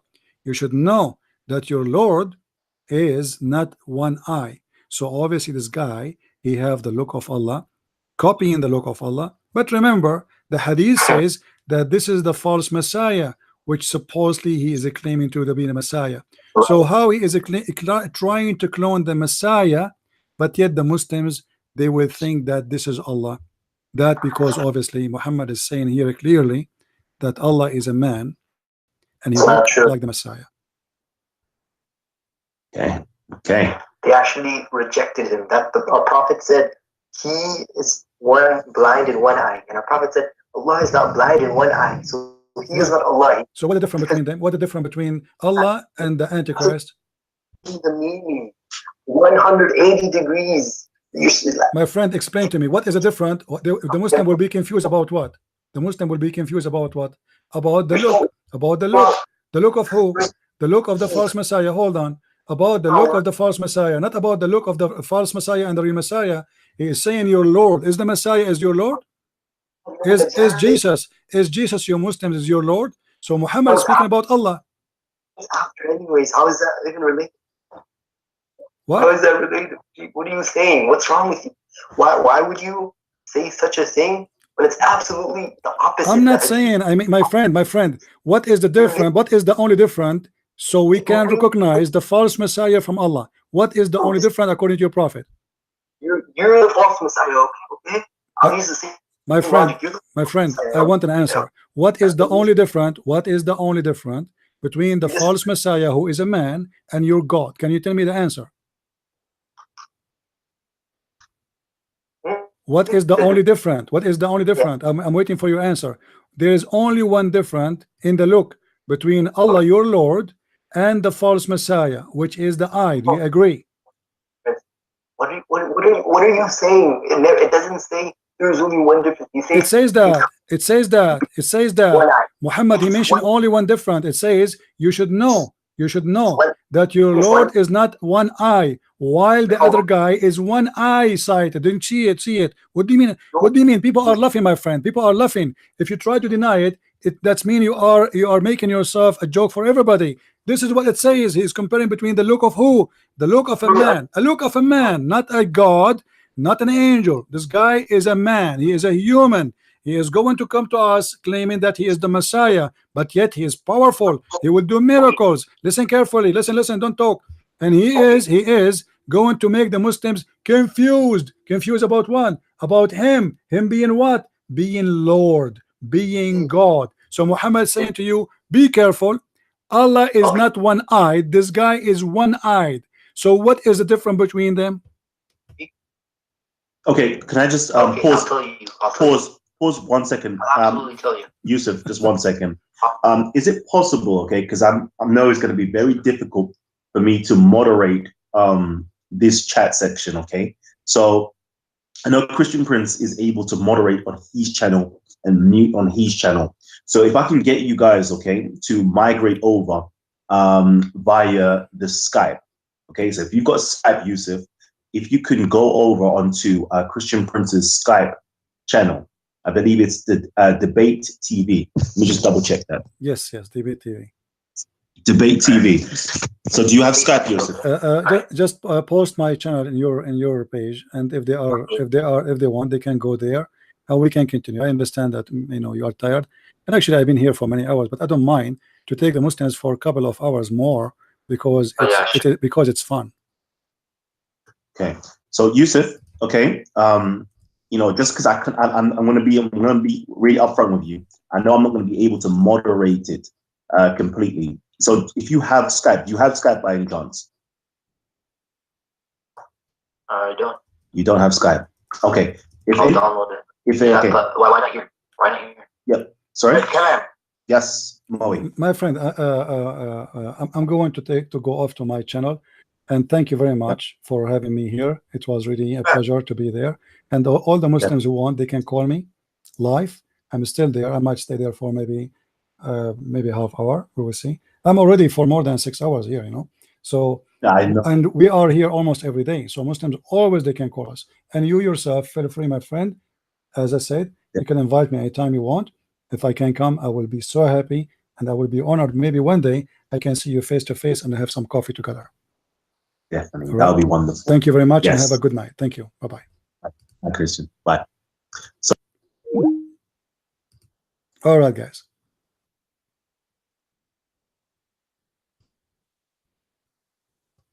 Is my voice good? Did you have fun? I'm sure Christian Prince, he lost. I mean, like, come on. We have to admit.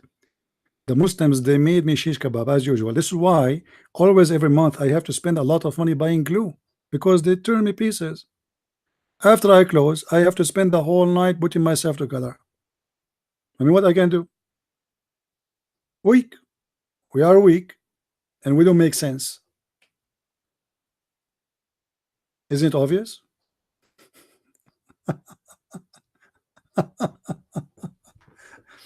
Welcome. Welcome. I hope today the people they saw how crazy this cult is. This is the most stupid religion. They have big mouth. They call us names. They call us kuffar. They call us najis. They call us whatever they call us, but they cannot answer a question.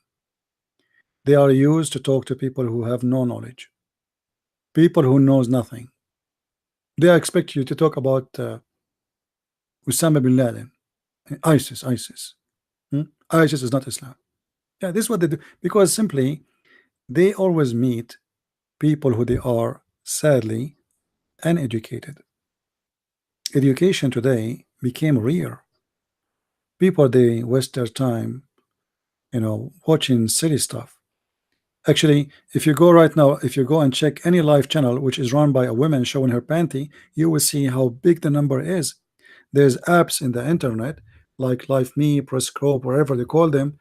A girl, she is sitting and she is putting her toes in her nose and she is getting boogers and she have like 15,000 watching. and we have 365. I mean, this is how it is. A woman, she is doing unboxing for her bikini. She have 30 people watching live. Live. Not after 6 months. Live. Muslims, they are not used to see people like you and people like me. And today they learned a big lesson, that Islam is not what they taught. Islam is a big false religion.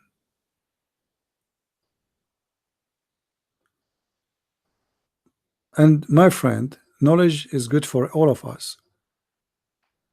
You see, when you go and you sit between people, even like friends, you are visiting somewhere, the second you open your mouth, when you are a person of knowledge, people, they listen.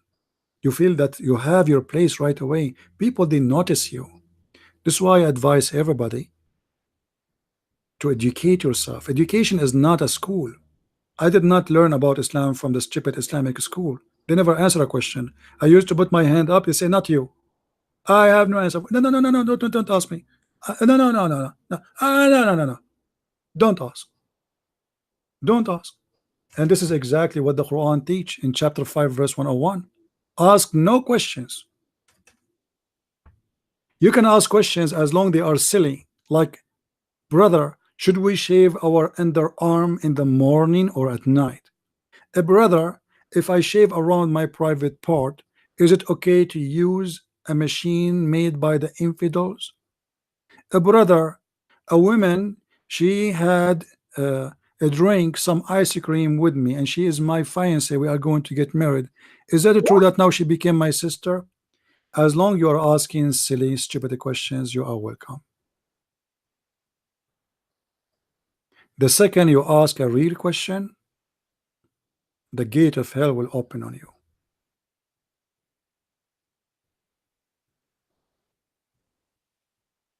Just be silly, and that it's all what is needed.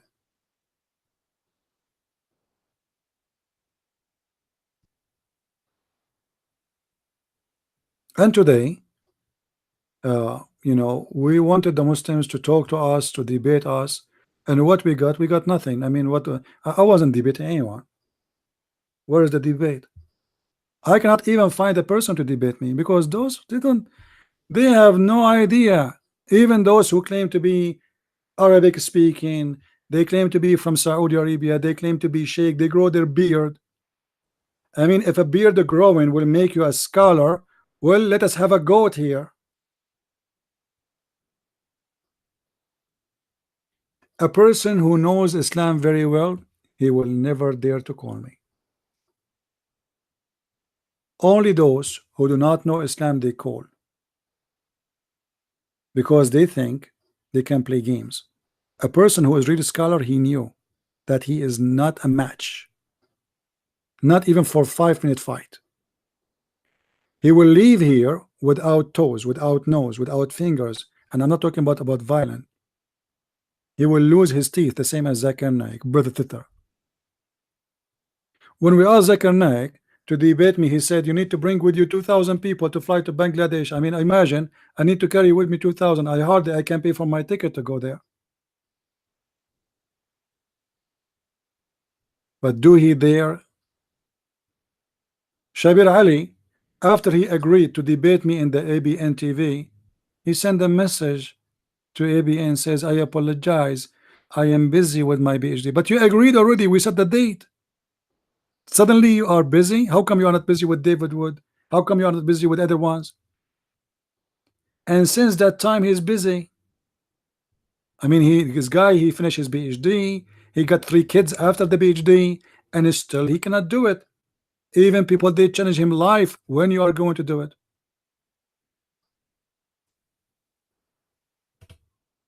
My friend, this is a very stupid religion.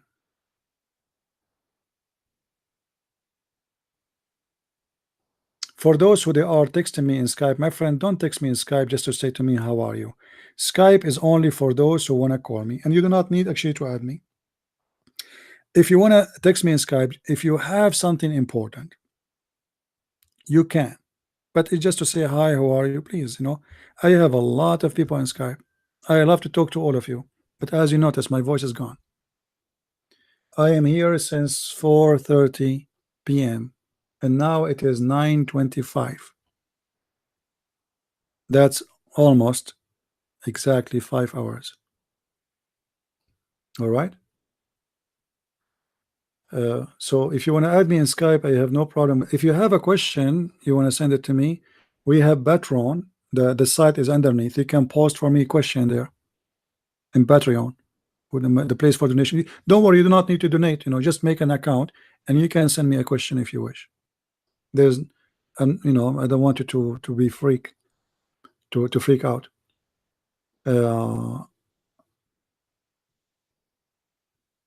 You need video replay to CP after. Well, you know, this video is recorded already. And by the way, I don't mind if people they copy my video and load it in their pages. Feel free. I have no problem with that. You can cut it pieces if you want. Like I was answering about a certain topic, you can cut it pieces, and you know, you can do it. All right.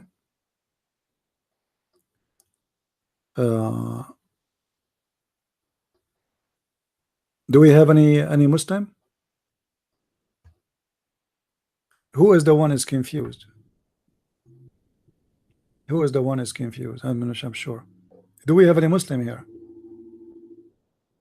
And guys, you notice how it was easy for our brother Kalam and from Titan TV to get Muslims to call. How come I cannot get the same? I will tell you. My reputation speed me. You know what I mean? They thought that is going to be like a just normal discussion, like we go and we say some stupid things, you know. Paul, you know, I forgot to answer about Paul, to get him busted and show him that Paul in the Quran.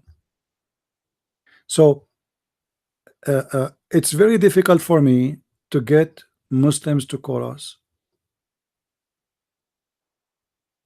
But if somebody else he have an invitation, they come. And look what our friend here he said. If you go back in his video, let me show you. Let me show you who he invited, and you can search the names. Those names, all right.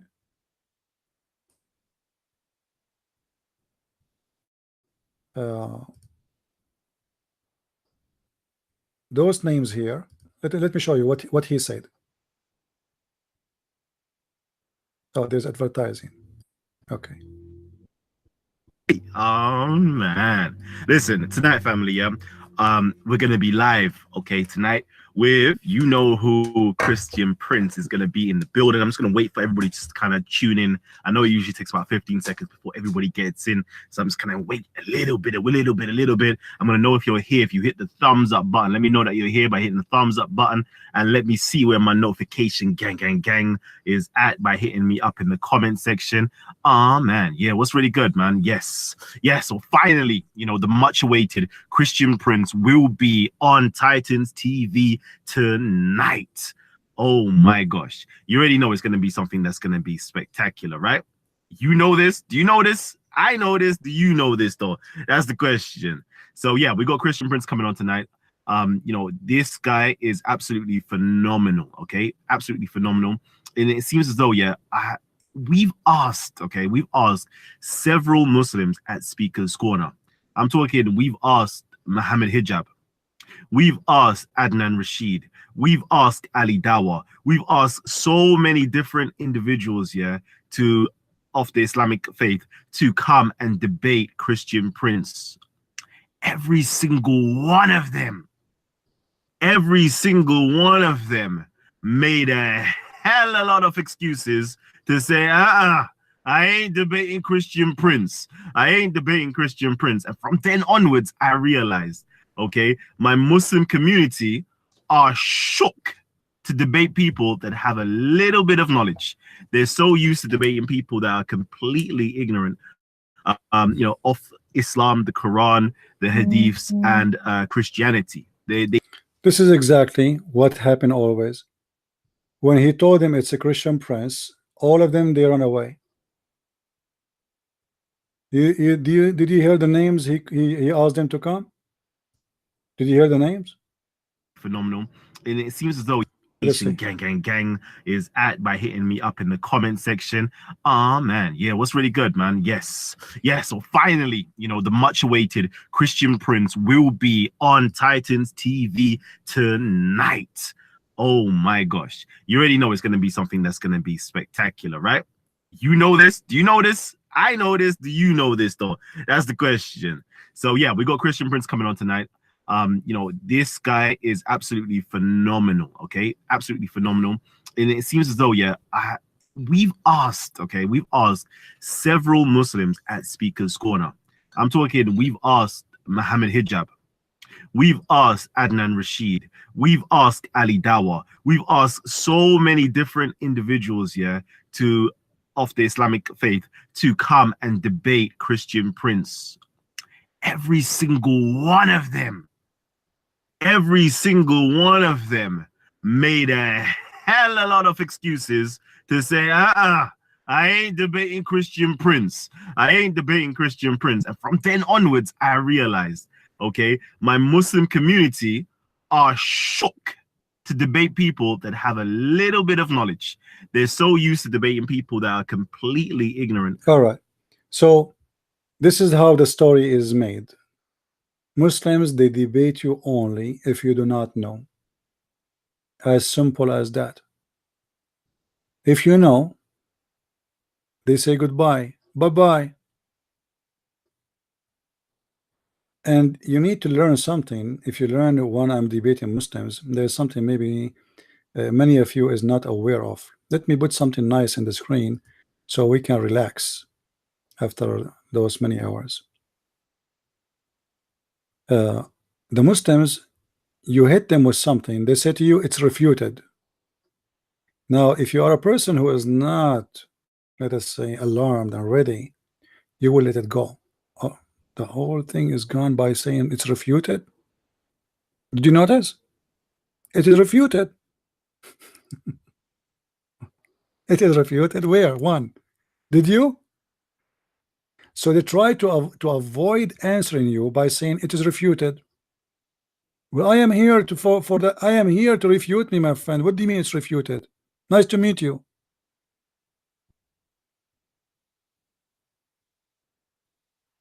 So they try to escape